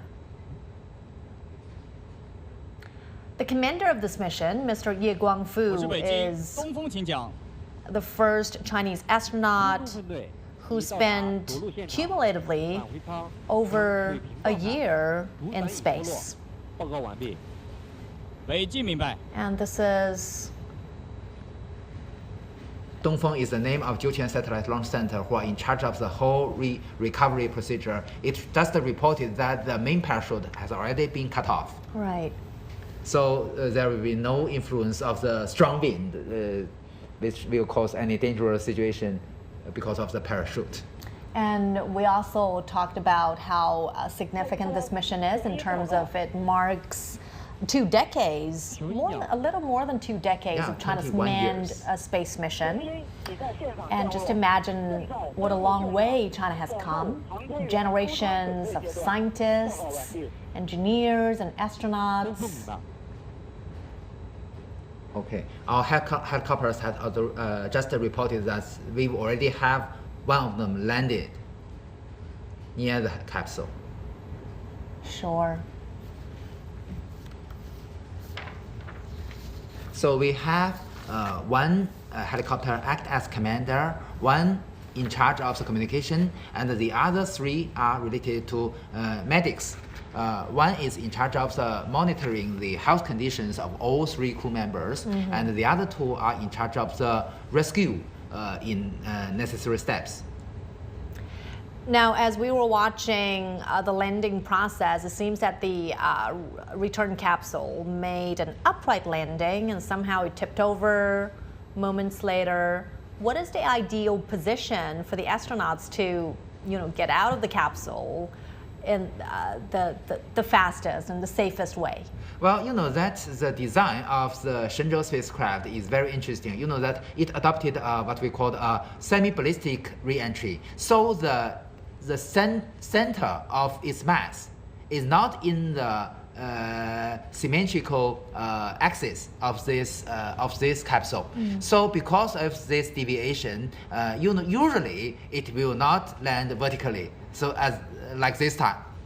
So usually it's difficult for the astronauts to usually it feels not very comfortable at this moment. Only exception is the Shenzhou-6 mission and the Shenzhou-13 mission because Mr. Nie Haisheng and Ms. Wang Yaping cut the parachute at the most precise moment, so the capsule landed vertically, and the 3 astronauts just lying down and feel very comfortable. Although it's honestly speaking, it's difficult for them to go out, but with the ground team, it's not a problem. And now on the left side of the screen, this is some real-time live picture of the return capsule. And earlier on, we were watching infrared pictures. We can also see the beacons, the flashlights, the beacons. So that is also the necessary signal for the rescue team. And also we have the radio wave in a very standard frequency to broadcast the position and the status of the capsule to possible rescue teams. If anything wrong happened, if the capsule landed in other countries or in the oceans, these signals are very important to help the rescue team to reach their point as soon as possible. And Professor Zhang, the astronauts have lived in orbit under prolonged microgravity conditions for 6 months. Has this affected them physically? Quite a bit. So their muscle doesn't really need to work that hard, and some of the smaller muscle group doesn't need to be used at all almost. So they will be feeling the burns from those muscle groups in the near future, and also muscle atrophy, just from the lack of use, including the heart muscle in particular. So which is why they exercise vigorously up there to try to maintain a sense of fitness. And also your bone loses its mass. I think it's 1 to 2% every month or something. So the human body is really economic, and if it feels that you don't need it, it just goes away. And then which is why once they come back, they're gonna need 6 months to basically recover from all of this, and there's also the radiation effect as well. Sure. Right. And you know, when they return to Earth, they've also encountered this G forces stronger than in space. How long does it take for them to really readapt to Earth's environment?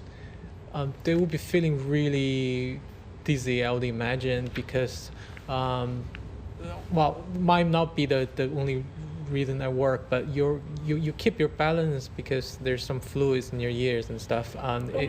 When you're in zero gravity, you don't have that.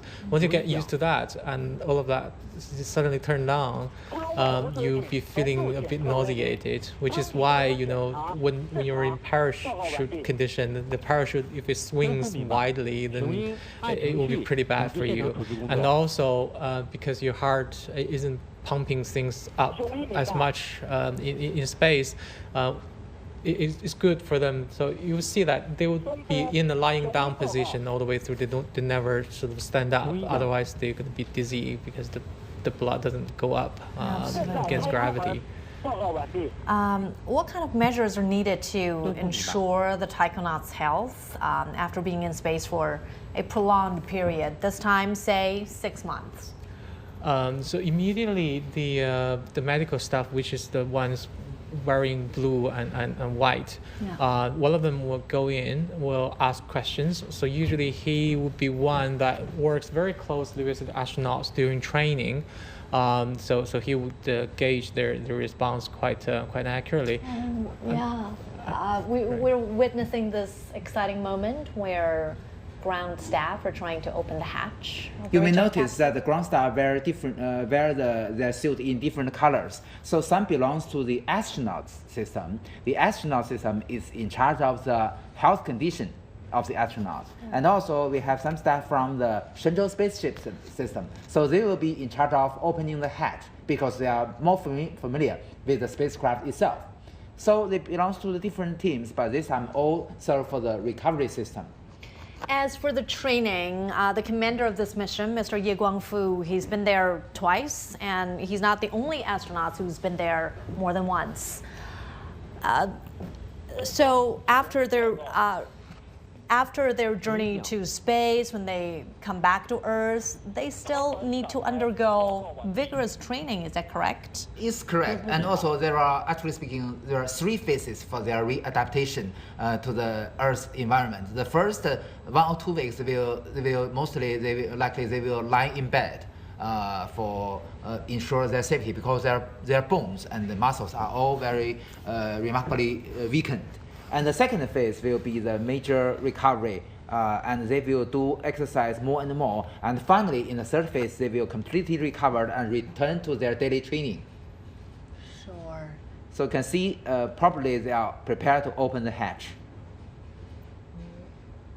If you've just joined us, this is our special live coverage of the process where ground staff is trying to receive and welcome back the 3 astronauts in China's Shenzhou-18 mission. It's early morning in Beijing and also at the landing site in Inner Mongolia in northwest China. So one of the doctors has already entered. So the hatch has been opened. Yeah.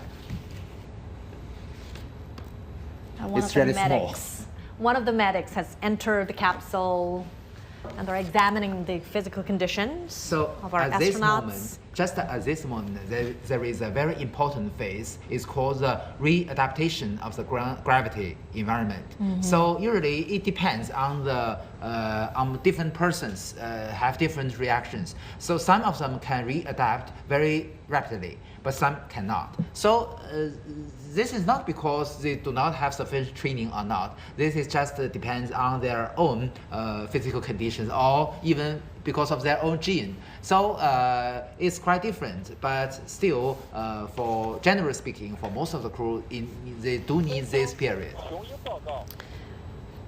And what kinds of checks do the medics need to perform on the taikonauts? What is the procedure, Professor Zhang? So the questioning them first, they know their bodies pretty well, and then some blood pressure, some very simple tests will be done right now, and then I think he'll be handing them some fluids with electrolytes to just because they've been up there for a long period of time, also because the gravity is redistributing their fluids, so they might top up. And then once that's done, they will be transferred to, we saw just earlier the ground teams, the motorcade has just arrived. Some of the large vehicles in there would contain facilities where they can do more thorough sort of medical checkups. Sure. I wonder if the families of our astronauts are also there to welcome them back. We do not know. They will conduct the medical checking of the health condition of the astronaut. And very extremely interesting thing, you know that the Shenzhou-13 crew mentioned that the most favorite place they want to stay is in the kitchen or in the bathroom because they can see the water falling down. At the space station? No.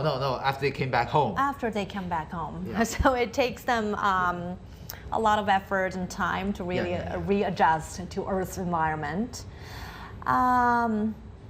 So again, the 3 taikonauts of the Shenzhou-18 mission are Ye Guangfu, the commander, Li Cong and Li Guangsu. So the commander, Ye Guangfu, is 43 years old, and this is his 2nd space mission. He is a former crew member of the Shenzhou-13 mission, which lasted from October 2021 to April 2022. So that was 6 months, and the Shenzhou-18 mission also lasted 6 months. And the first one to go out of the capsule will be Mr. Ye Guangfu, the commander. That's correct. And our Shenzhou-18 crew conducted 2 spacewalks lasting quite a long time, 8.5 hours and 6.5 hours. They've also conducted more than 90 experiments in the Tiangong space station. They've mounted some protection measures to the critical paths outside the station. Right. Okay. The commander is reporting the final landing spot, the real coordinate, the longitude and the latitude. And we also want to mention the other members of the Shenzhou-18 crew. 35-year-old Li Cong, and Li was selected to be a member of the 3rd batch of Chinese astronauts in 2020. And 26-year-old Li Guangsu was also selected as a member of the 3rd batch. He has trained for more than 3 years for the Shenzhou-18 mission. And the 3 taikonauts are all former fighter pilots. So the ground team, we just heard the voice that the ground team is reporting the real longitude and the latitude of the landing spot. So this is the most accurate one. Right. Now, for the benefit of hindsight, what are there any backup measures in case of emergencies, Professor Zhang? Yeah, well, you heard the parachutes would have a backup parachutes at earlier stages. For example, when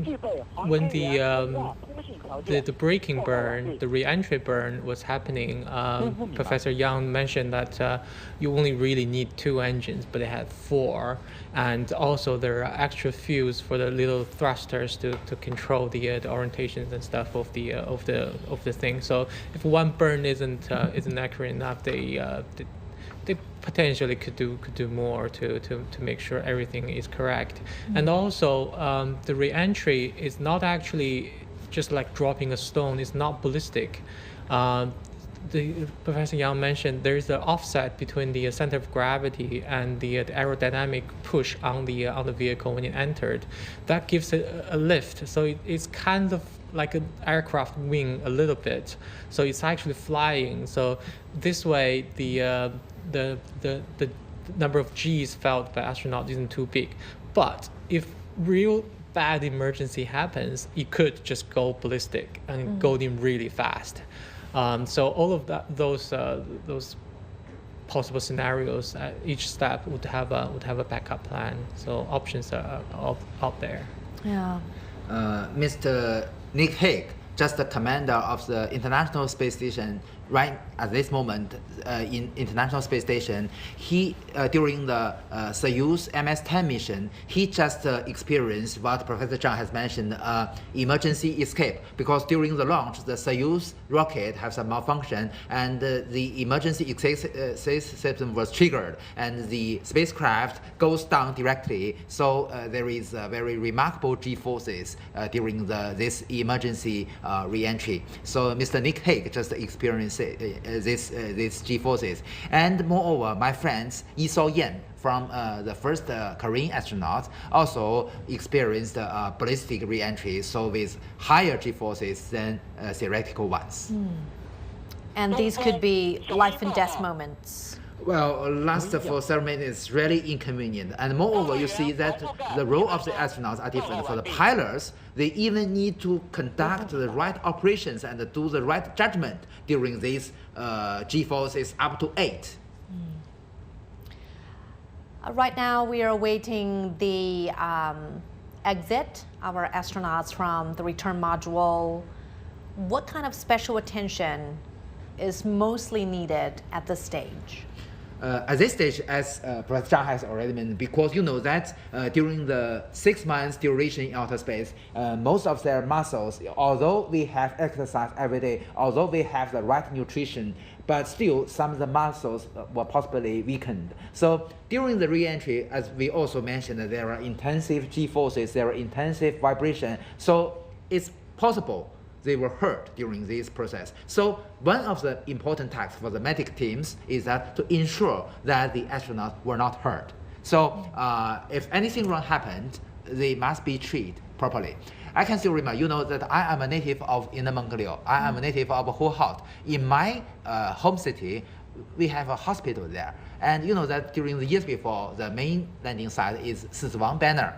And you know that Siswang Banner is very close to Huhat. So we have a hospital and prepare for medical treatment of the astronaut. So for this, we even built a platform for the helicopters. So this is a backup measure, but very necessary. Well, the return module made its safe landing about 20 minutes ago, and it undocked from the China Space Station, the Tiangong, about 9 hours ago. It took them 8.5 hours to make its way back to Earth. The Shenzhou-18 crew, the trio astronauts, handed over their mission to the Shenzhou-19 counterparts. Well, we just heard voice that the ground team are sampling the atmosphere inside the capsule. This is also not a very necessary step, but also very meaningful for scientific research, because you know that the influence of everything, even the surface of any objects inside the capsule, may influence the atmosphere inside. So the sampling will be very, very important, and also in the future the scientists can analyze the atmosphere. I'd like to know if the astronauts are bringing back with them some of the experiments from the Tiangong space station. Right. So we mentioned the zebrafish experiment. The fish begin to swim in upside down and stuff. They're not bringing the fish themselves down, but they're bringing water samples and some eggs. The zebrafish eggs are transparent, which is why they're perfectly good for looking at. So the eggs were produced during their stay, the 6 months time? Right, right. And also there are some lubricant experiments being put on the outside of the station, exposed to the space environment to help develop sort of a future stuff for mechanical lubricants to be used in space, so that samples will be brought down and analyzed. So that's just some of the examples. They will have more in there. So they have fridges. They can take biological samples in. So after they're out, some of the ground team, the motorcade people, will go in there and carefully. Mostly Chinese Academy of Sciences, Space Center people, they'll properly pack everything and send them off to all the institutes. Now, right now, we've heard communication that the physical check on the astronauts have been completed and they're safe and sound. They're all well. I'm happy to hear that the astronauts all in good condition. Yeah, a big sigh of relief. Yeah. So, at least from my view, it's already a successful mission. It is. It has been. Right. So we talked about their first steps to readjust to Earth's environment. What would a typical first meal look like for them after spending so much time in space, having the special kind of food? Well, in China, we have a famous saying that dumplings for go out and noodles for go back home. But you know that for Mr. Ye Guangfu, I know that he's from Sichuan province, but maybe some spicy food. Maybe some mild diet would be good for the astronauts. Right. But something hot and so, right, some fluid stuff, because of the nauseating stuff, it upsets the stomach as well. So what about the return capsule? Will there be any research conducted on it, the exterior and the interior? Well, as Professor Zhang has already mentioned, we have all kinds of samples get back from outer space. Not what Professor Zhang has already mentioned, those for the lubrication study, but also that all kinds of material making, including those metals made all kinds of metals made in outer space, but also maybe some proteins, some crystals made in outer space. These are also very interesting. And also another interesting thing is that usually, you know that in the previous missions, usually we have the first day covers, first day envelopes brought back from the outer space. I can even see that in the on the online shops. Oh, wow. So very, very interesting. Yeah. So this is these were act as a piggyback payload for the mission, but still very helpful in outreach purposes. And also that usually they will give them as gift to other countries or to the young people to attract them of the interest of the space technology. So this is also very, very, very interesting thing. Sure. And the Chinese astronauts will rotate to keep the Tiangong space station up and running every 6 months. Later this year, later this month, in fact, we'll be seeing the launch of the Tianzhou cargo ship to bring vital supplies to our astronauts. And in the months that followed, we'll be seeing the launch of the Shenzhou-18 mission. Next year. That's right. Yeah. You know, that's with the help of what we called the regenerative life support system. So we don't need so much resupply for each mission. So today we don't need to launch cargo spacecraft for each manned mission. We only need to launch the Tianzhou cargo spacecraft every 8 months. So the Tianzhou-8 cargo spacecraft not only provide the supplies for the Shenzhou-19 mission, but also provide those resupplies for the Shenzhou-20. It's been more than 20 minutes, 25 minutes roughly, since the astronauts made their landing, and we're still waiting for visuals of our astronauts stepping out from the return capsule. We also heard voice that the ground teams are preparing for the seats of the astronauts. The medics are preparing the seats for the astronauts. You know, as you mentioned, they are in the phase of adapting with the Earth's environment, so they must be cared very carefully. So always we brought them with the help of our ground team, and they always take the seat for them. Seats and jackets, also because it is very cold at the landing site. We can see from the flags that it's a little bit windy there as well, but not so windy when they were making their touchdown. So it's a very ideal condition for the recovery. But you know that we don't have any other choices because of the features of the orbital dynamics. So only in this moment we can have the return. Right. So a lot of audience would wonder, why are we picking this time window for landing? It's, you know, in the middle of the night, it's so dark, and the search and rescue would be difficult during this time. Right. So it really is determined by the orbital geometry of the Tiangong station. You want the station to essentially be orbiting in the same plane as the landing site. So your capsule, you just need to deorbit. It just need to come down. It doesn't need to fly all the way out to some other place in order to land at your site. Because that happens. Because the Earth is rotating, you can imagine the Tiangong station as flying in a fixed plane in the sky, and then the Earth is rotating underneath it. You can imagine that every 24 hours there is once that the landing site is actually underneath the station's plane. The window is quite narrow. Right, but then that's not enough. You need the station to be just in the place where after 5 circles the capsule actually come down at the correct location. So that pushes out to good landing window for every week or every few weeks or something like that. And then you know, if you want them to come back and not stay there stuck with another 3 people for another week or so, then they have to come back at night. Yeah, that'd be too crowded. Right. So last month, in October, China unveiled a national mid and long-term development program for space science from year 2024 all the way to 2050. And Shenzhou-19 is the first manned mission since the plan was announced.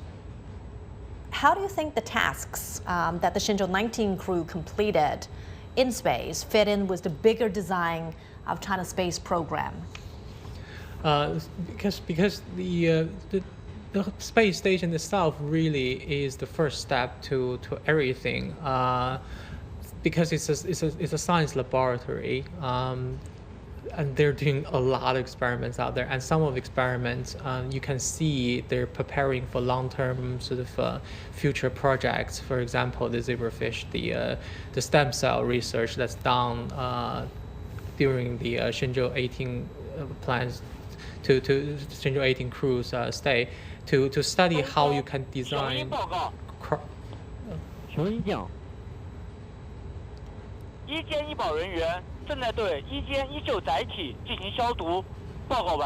They're preparing the vehicles to take these astronauts to do the medical exams. They're desanitizing.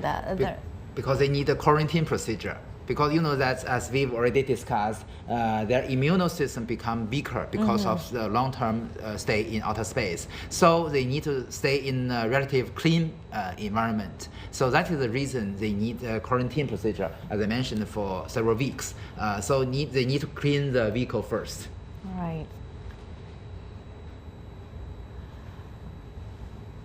So, Professor Yang, you attended the 2024 International Astronautical Congress Yes. Last month in Milan. Yeah. And the theme of this year's Congress was responsible space activities for sustainable development. Tell us more about that, and what is China's role in ensuring the sustainability and responsibility of the joint exploration of space? Well, of course, sustainability is a common recognition of the space community. So, to be a country, space capable nation in space field, we put it in a very high priority for the sustainability. For instance, for every of our carrier rocket, usually we just after the launch, we just release all the propellants and also discharge its battery to avoid the broken of the end stage of the rocket, to avoid any debris. And also, you know that for the lunar missions, we also communicate with other countries and also provide them the orbital parameters of our lunar orbiters and also the Mars orbiters as well, to avoid any collision or possible collision with spacecraft of other countries. So this is a reasonable attitude, and also you know that for the Shenzhou spacecraft and also for the long march launch vehicles, either for the launch of the Shenzhou spacecraft and the cargo spacecraft, we also announced the orbital parameters for provide this to other countries. If anything wrong happened to the orbital parameters, if any occasion of the collision, so they can have some measures to avoid this.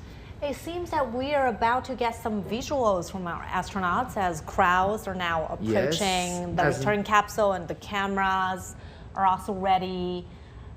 As we just heard from the voice of the ground team, the medics are preparing the chairs, the seats for the astronauts. So Mr. Ye Guangfu will be first one to sit in the chairs, and I believe that your colleagues from the CMG will have a short interview with him. Yeah, and usually when they step out of the capsule, they would wave to the crowds there, welcoming them back, and you know, make a few brief remarks. Yeah. Maybe short this time, it's cold. Yeah.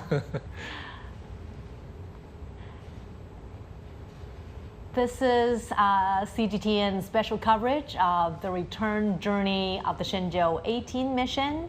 Live pictures now from Inner Mongolia Autonomous Region in northwest China, where the trio, the 3 taikonauts on board the Shenzhou-18 mission, made a safe landing 30 minutes ago. And we are awaiting visual of our astronauts stepping out of the capsule. They spent 6 months at the Tiangong space station.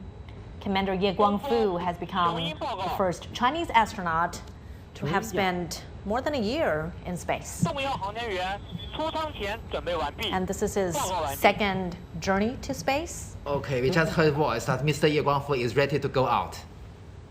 Let's watch this moment.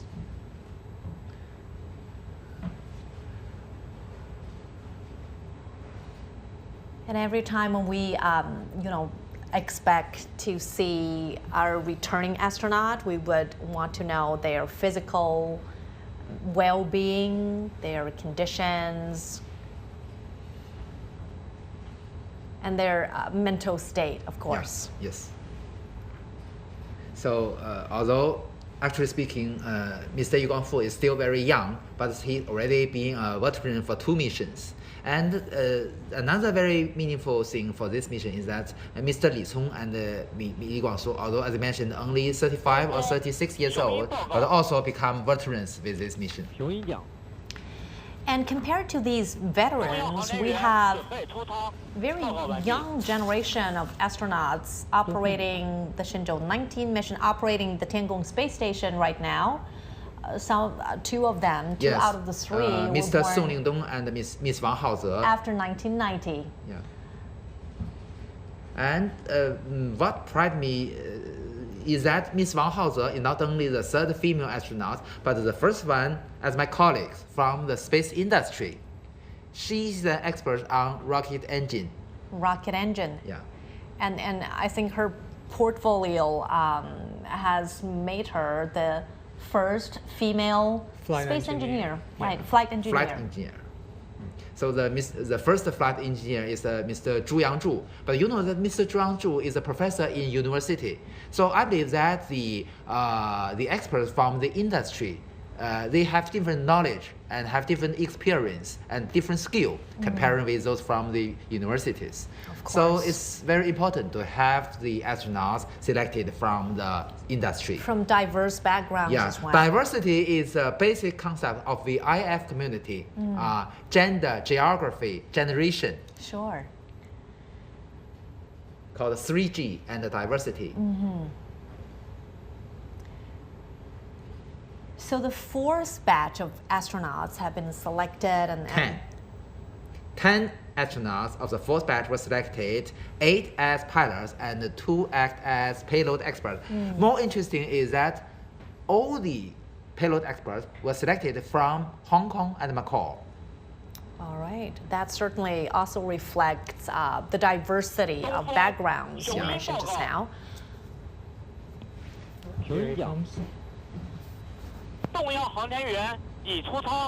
Now, the commander, Mr. Ye Guangfu, has been carried out from the return capsule. As we mentioned, this is not because he's in a bad physical condition, but because of the loss of... Then we can see the interview from your colleague. Right. And he's now seated in the chair that the ground staff has prepared.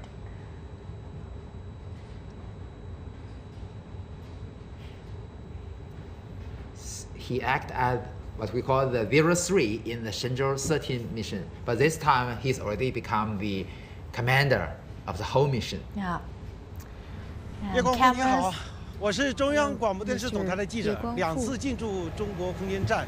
For your experience of twice entry into the space station, and as an astronaut who have stayed in the space for over 1 year, what do you want to say to us now, returning to the Earth? I'm proud of my country. I'm grateful to China and to the Chinese people, and also all of the staff working on the ground, so that we can return safely on the Earth. For the Shenzhou crew, we just had a handover. I believe that in the near future, the Chinese people will break new historical records in the space.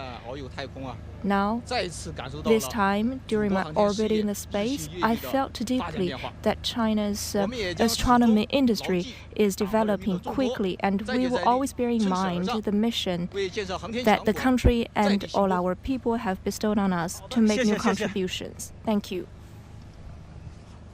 Commander Ye Guangfu there making his short remarks on his return mission, and he's safe and sound. He had this big smile on his face, and for him, this is a matter of national pride. He's confident that the future generation of astronauts will make more milestones in China's space missions. And the commander is the first to face the crowd, the welcoming crowd. And we'll be waiting for the other 2 astronauts to... And please be aware that he is a record maker for our accumulated time in outer space. Yeah. 1 year. It's quite remarkable, even with comparison to the other astronauts. Well, international. Honestly speaking, we still have a long way to go to catch up with from the view of experiences. You know that the highest record for one single mission is made by Mr. Polyakov. who has just passed away several years before, he made the record of 437 days, more than 437 days in a single mission in outer space. So we can see that the commander, Mr. Ye Guangfu, is being transported to a medical vehicle, I would say, to conduct further examination. There are three this kind of medical ground vehicles dedicated for these three crew members. You know, they even have bathroom inside, so very convenient for all of them. Of course. After their long time stay in the Tiangong space station, it is time to readjust to the environment that they were so familiar with. This is the homecoming moment for our Shenzhou-18 astronauts. We have two more. Li Cong and Li Guangsu will step out of the return capsule and meet the welcoming crowd in just a moment. So Mr. Li Cong also make a record that he is now the youngest Chinese coming back from outer space. And he's now 35 years old. Only 35 years old. Only 35. Yeah. He's so young but so experienced. I from my personal view, so I think that he has sufficient chance to walk on the moon in the future.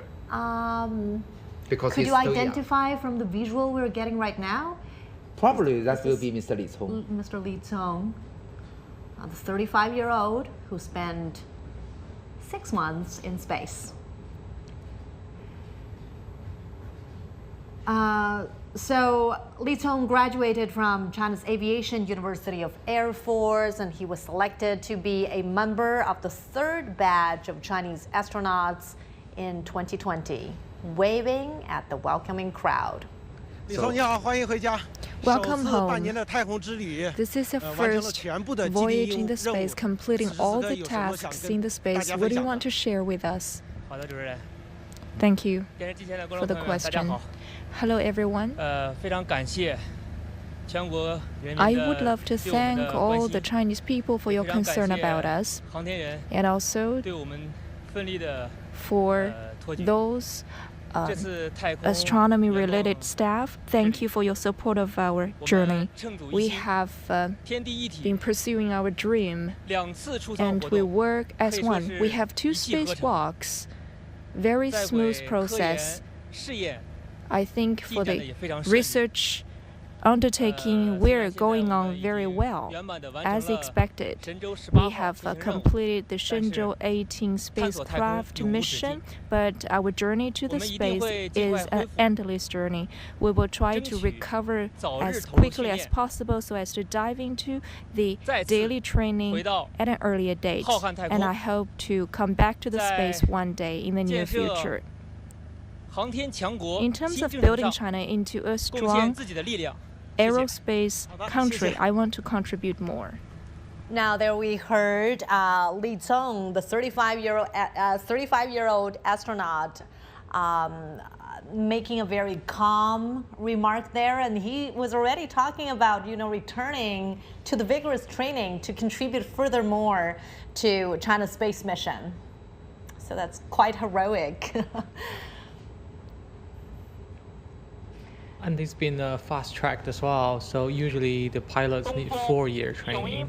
It's been 3 years, and then you know the experienced pilots they've been going back up there after 2 years of extra training. That's pretty short as well. So the entire Chinese program is being squeezed in terms of condensed in terms of timeline because so many interesting, ambitious projects coming up, and we really need good pilots, which is why all of them are going up there quite rapidly. So earlier we mentioned it usually takes about 6 months for them to fully recover, fully readjust to the Earth's environment, and then if they go on another mission in 2 years' time, it means that the training will resume pretty soon afterwards. Right, after 6 months, he'll go back straight to it. This also proves that our training schedule are greatly optimized compared with the early stage. You know that during the maiden flight of Mr. Yang Liwei, we don't have any experience in this kind of training before. So today we've already been very practical. We have so many astronauts who have already become veterans, and also with Mr. Ye Guangfu already stayed more than 1 year accumulated in outer space. Sure. So Li Cong was being transported to the medical vehicle, and we're waiting to hear the remark from Li Guangsu.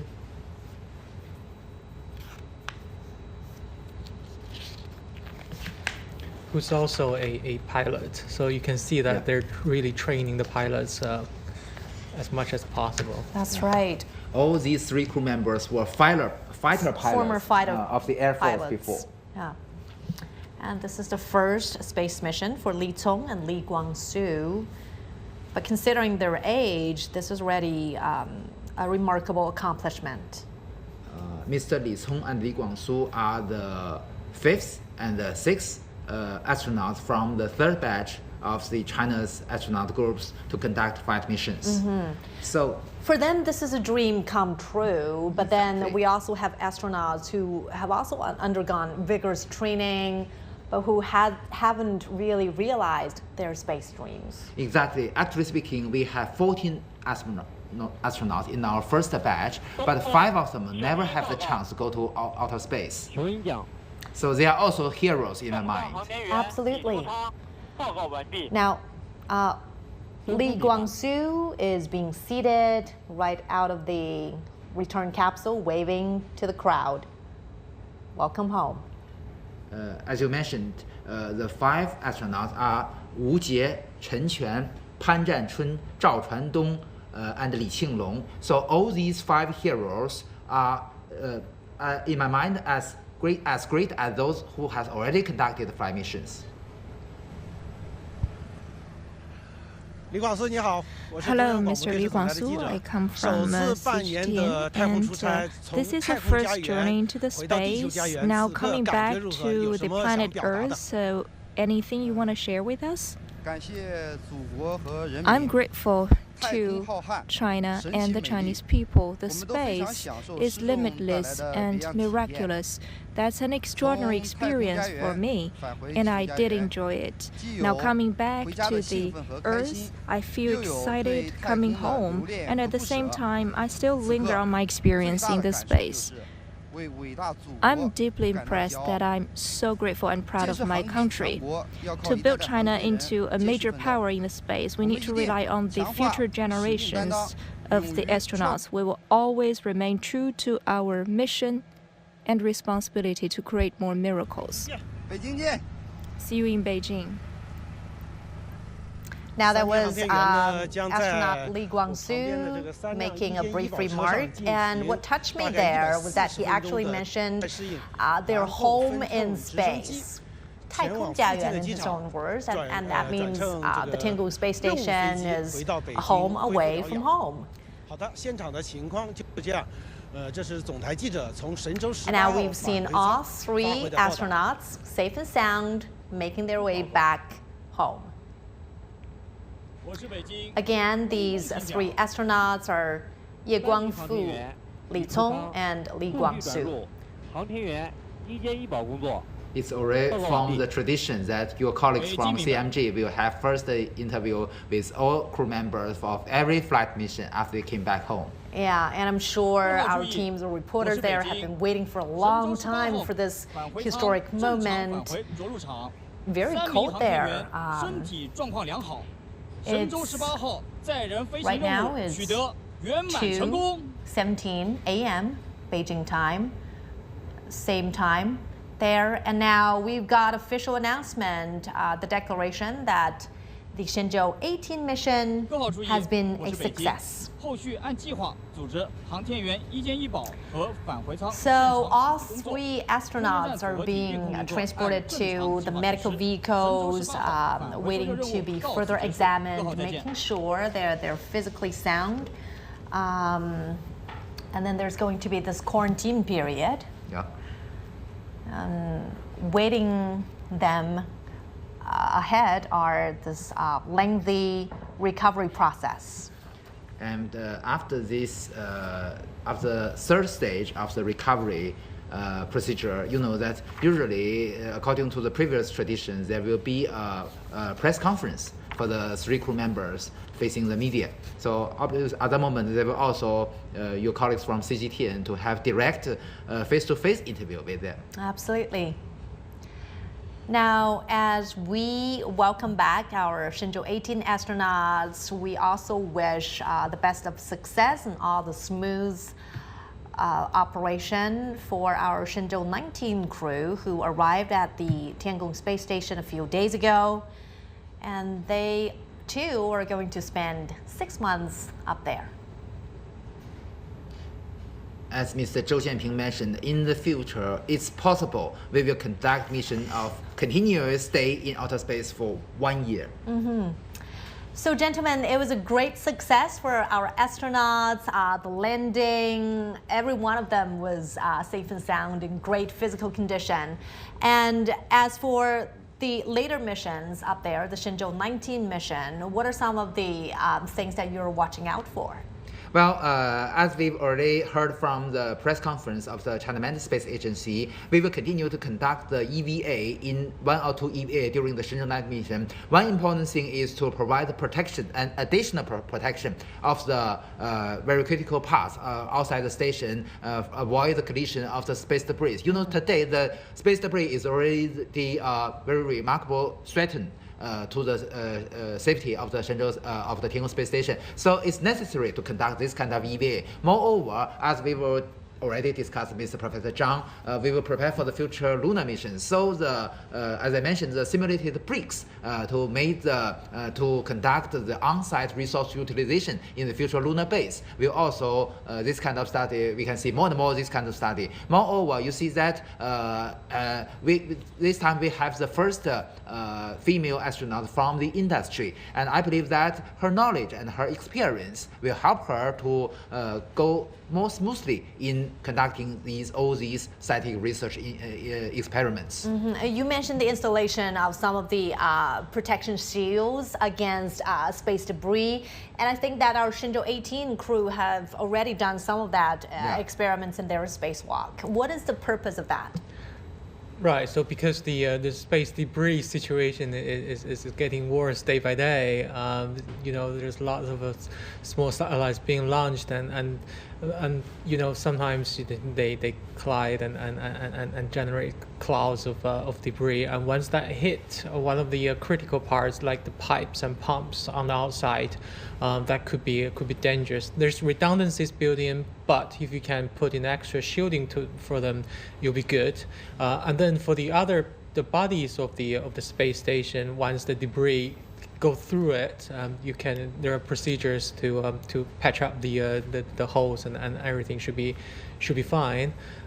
So that's you know, you can never be fully safe, but you can do things to improve situation. And another thing that's really been done is to monitor the larger debris which you can see from the ground. So tracking where they are to know you know, how to avoid them in space.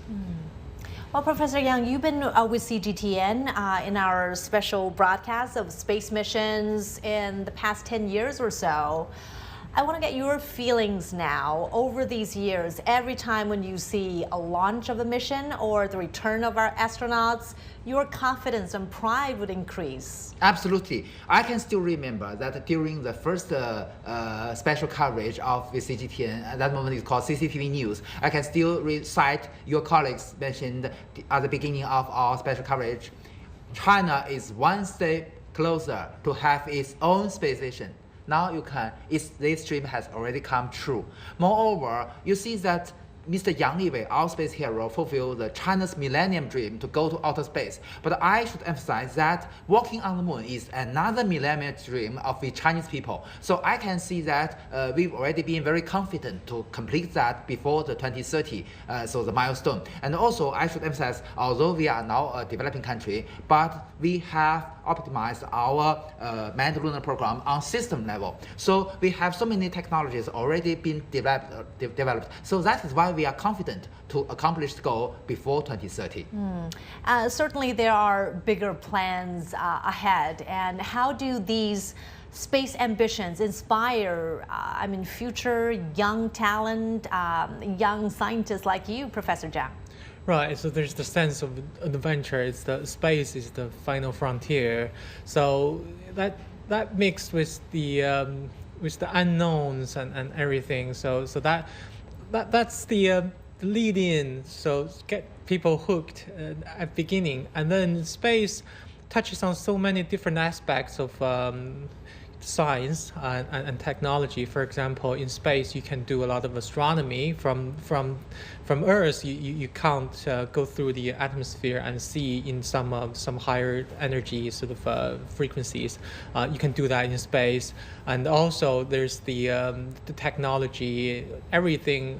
So space is the perfect testing ground for developing specialized technology that cost a lot of money initially.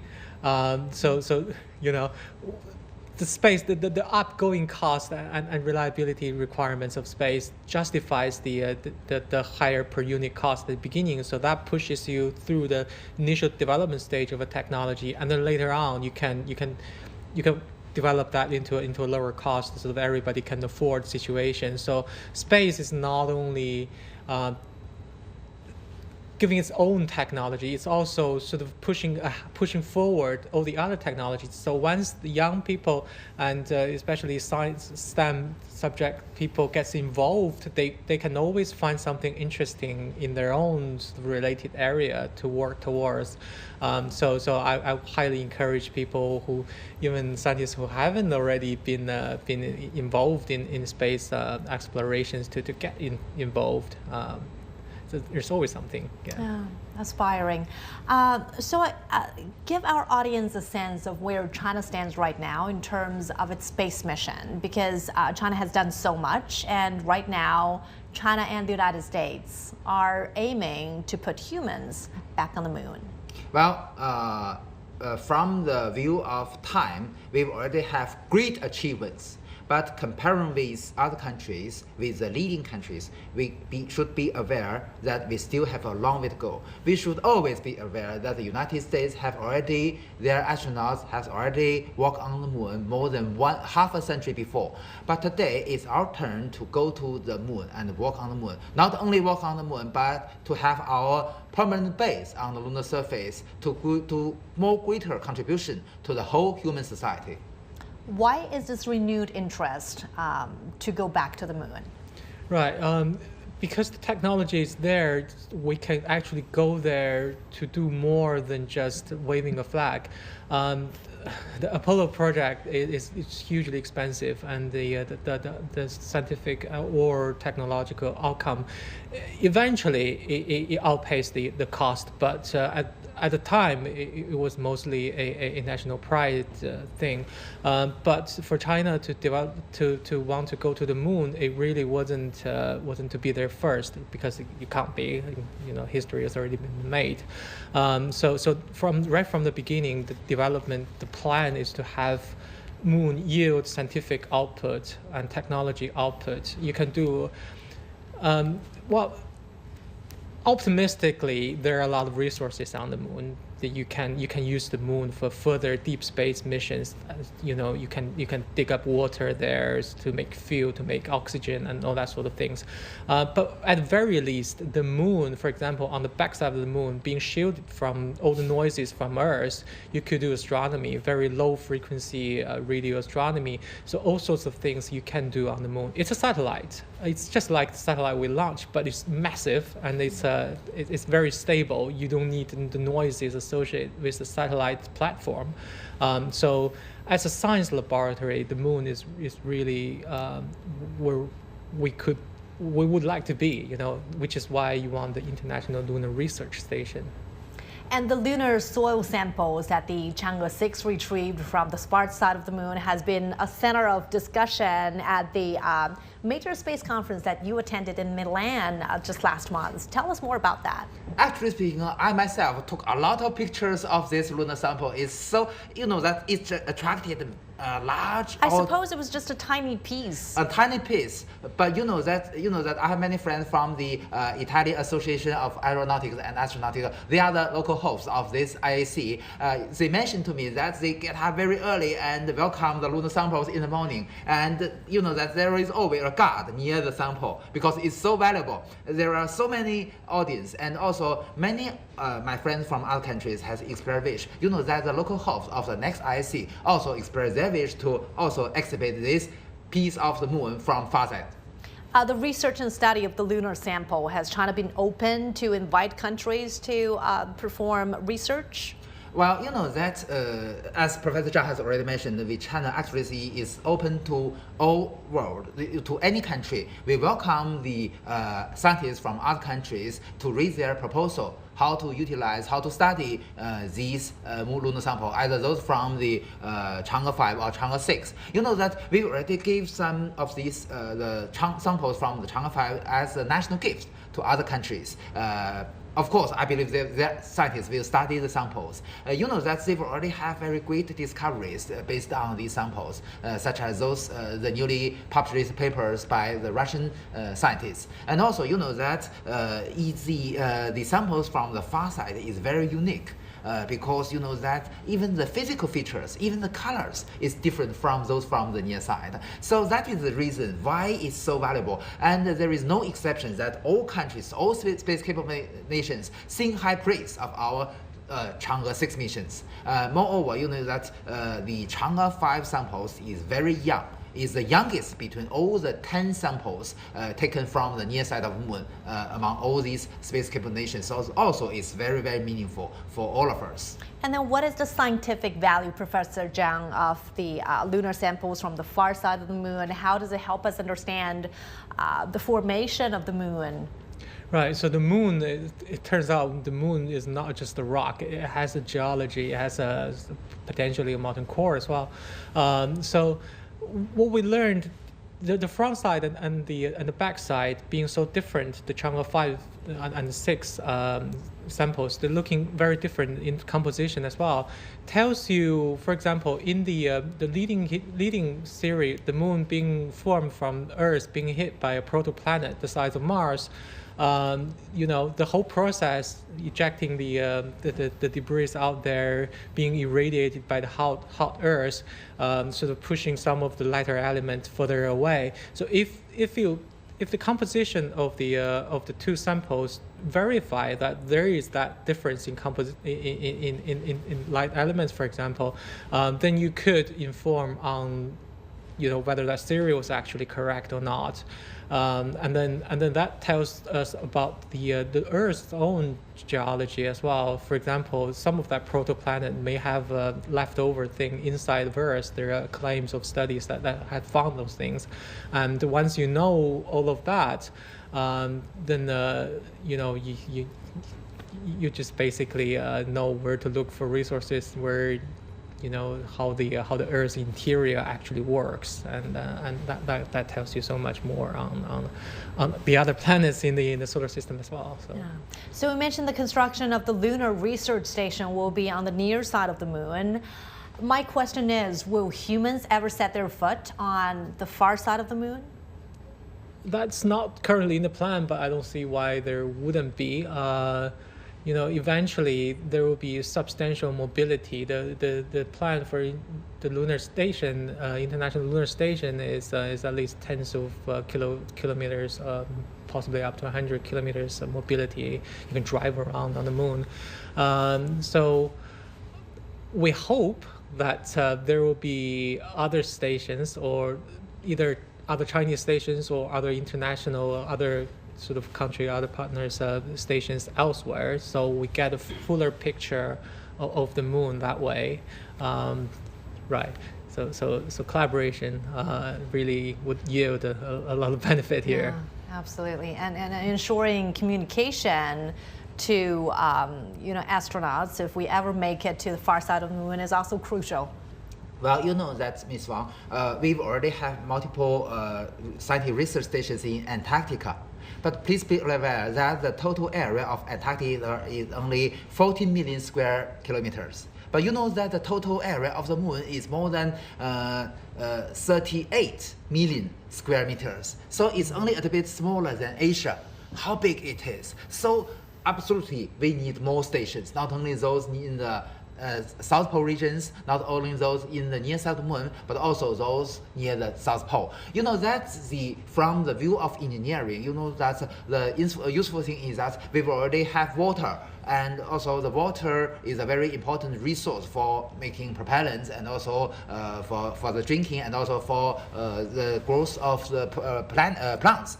You know that this makes it possible for human being in the future to make the moon an outpost of human being, to make it easier and cheaper to go deeper into the outer space. For instance, if we want to go to Mars, if we utilize the resources on the lunar surface, it will be cheaper. You know that in our space community, we have a very hot word called the moon economy or the lunar economy. To some extent, if the growth of the or the whole scale of the activities on the lunar surface becomes larger and larger, in some period, the products produced on the lunar surface will be cheaper to reach a certain place than those produced on the Earth's surface. So that is the point because of the low gravity, of the vacuum condition of the lunar surface. That is also a useful resource in the future development. Now, the study of cost effect. Exactly. So that certainly is a distant dream. And now let's talk about the more immediate priorities, the Shenzhou-19 mission. What are some of the primary tasks that our astronauts, the trio, will have to perform up there? Right, so they will be doing a whole bunch more experiments, 86 of them. So the Shenzhou-18 did 90, I believe. So around that benchmark is what you can expect for each 6 months duration. And they will be doing additional biology experiments. For example, they will study how the proteins crystal behave in zero gravity. So a lot of life sciences as well. You know, in general, biology is difficult to study. In physics, you have thermodynamics, but that only tells you how a large collection of very similar things behave. But in biology, different cells, they're all different. They're all cooperating in very complex ways. So that's beyond most of the series capability to develop.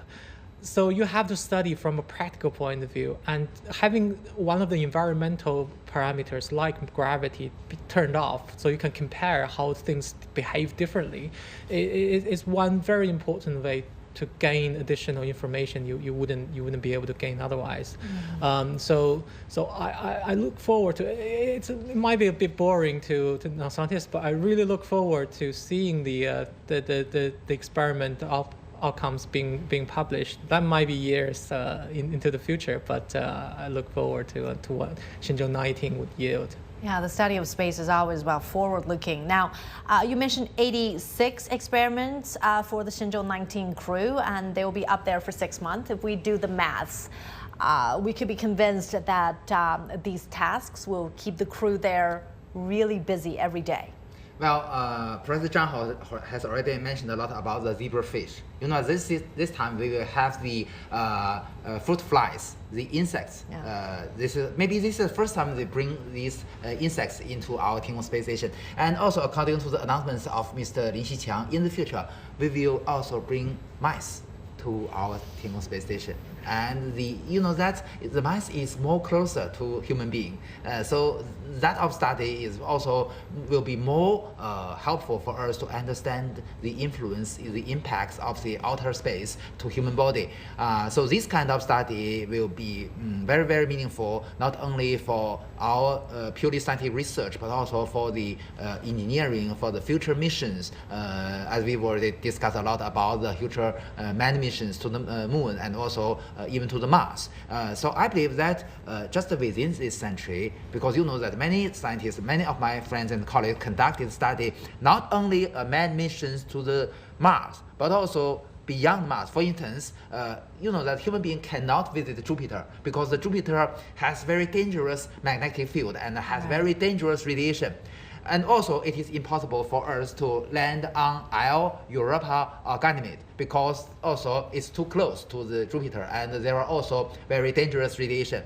But for Callisto, the fourth Galileo moon of Jupiter, is possible for human missions to Callisto. So also, many scientists conduct studies of the possibility and the most ideal schedule to go to this Jovian moon. So this mission, you can only see that in the science fiction of Arthur Clarke. You may heard the very famous novel 2001: A Space Odyssey. So that is a mission to Jupiter. But I believe this will happen within this century. So all these missions we talked about mission to the moon or mission to Mars, are good preparation for this science fiction. Are there any further goals? For example, maybe journey to Uranus or Neptune in the future? There's plan to go to the outer edge of the solar system, where the solar wind sort of hits the interstellar medium. That's I think 100 years establishment of the People's Republic of China, sort of anniversary is it's a very preliminary. It's very preliminary. It's just been put out there as under studies. Preliminary study, but that probably wouldn't be a human mission. Going to Jupiter already, it's quite hard. You know, it's going to take a very, very long time, and the radiation situation would be brought under control, which is why we need all these studies of all the animals. It's going to be like a zoo in the in the space station. You can imagine the astronauts. Their task would be pretty hard looking after those animals. Quite a collection of creatures. It's already become a greenhouse already. Because you know that as I see, Mr. Cai Xizhe, the commander of Shenzhou-18 crew, is the first one I see eat the vegetable grown in outer space. What kind of vegetable? During the Shenzhou-14 mission. So we were already able to achieve that. We already have fresh vegetable in outer space. Is it sustainable for future astronauts? This is very important. You know that not only from the view of nutrition, but also from the view of psychology. So to have the fresh vegetable will make them happy. It's very important. Makes a big difference. And also, you know that there are many preliminary studies on the possibility to grow vegetables and also other plants on the lunar surface. You know that it's very interesting that during the during the Chang'e 4 mission, we have a scientific research payload, a very small box. We have some seeds, all kinds of seeds inside, and after soft landing, we pour some water in it and induce the sunlight in it. Very interesting. One cotton seed grow up with one leaf. Is that interesting? And also, you know that as Mr. Zhang has already mentioned, we do have the concrete plans to go to the icy giants, as you mentioned, the Neptune and Uranus. So, you know that still China is now a developing country, so we consider the cost-effective mission to have a very high priority. So we will have a mission to the Jupiter, and also with the help of the gravity assistant of the Jupiter, part of the probe will separate it and become an orbiter of the Jupiter, and the other part will go deeper into the space and maybe visit Uranus or Neptune. Yeah. Well, I'd like to thank you for your analysis, for staying with us throughout the hour and witnessing this historic moment. Professor Yang Yuguang, Chair of the International Astronautical Federation Space Transportation Committee, and Professor Zhang Fan from Beijing Normal University. Appreciate your thoughts. And after 6 months in space, Ye Guangfu, Li Su, and Li Guangsu are finally home. And this marks the success of the Shenzhou-18 mission. The China Manned Space Engineering Office says medical exams show the 3 taikonauts are all in good health.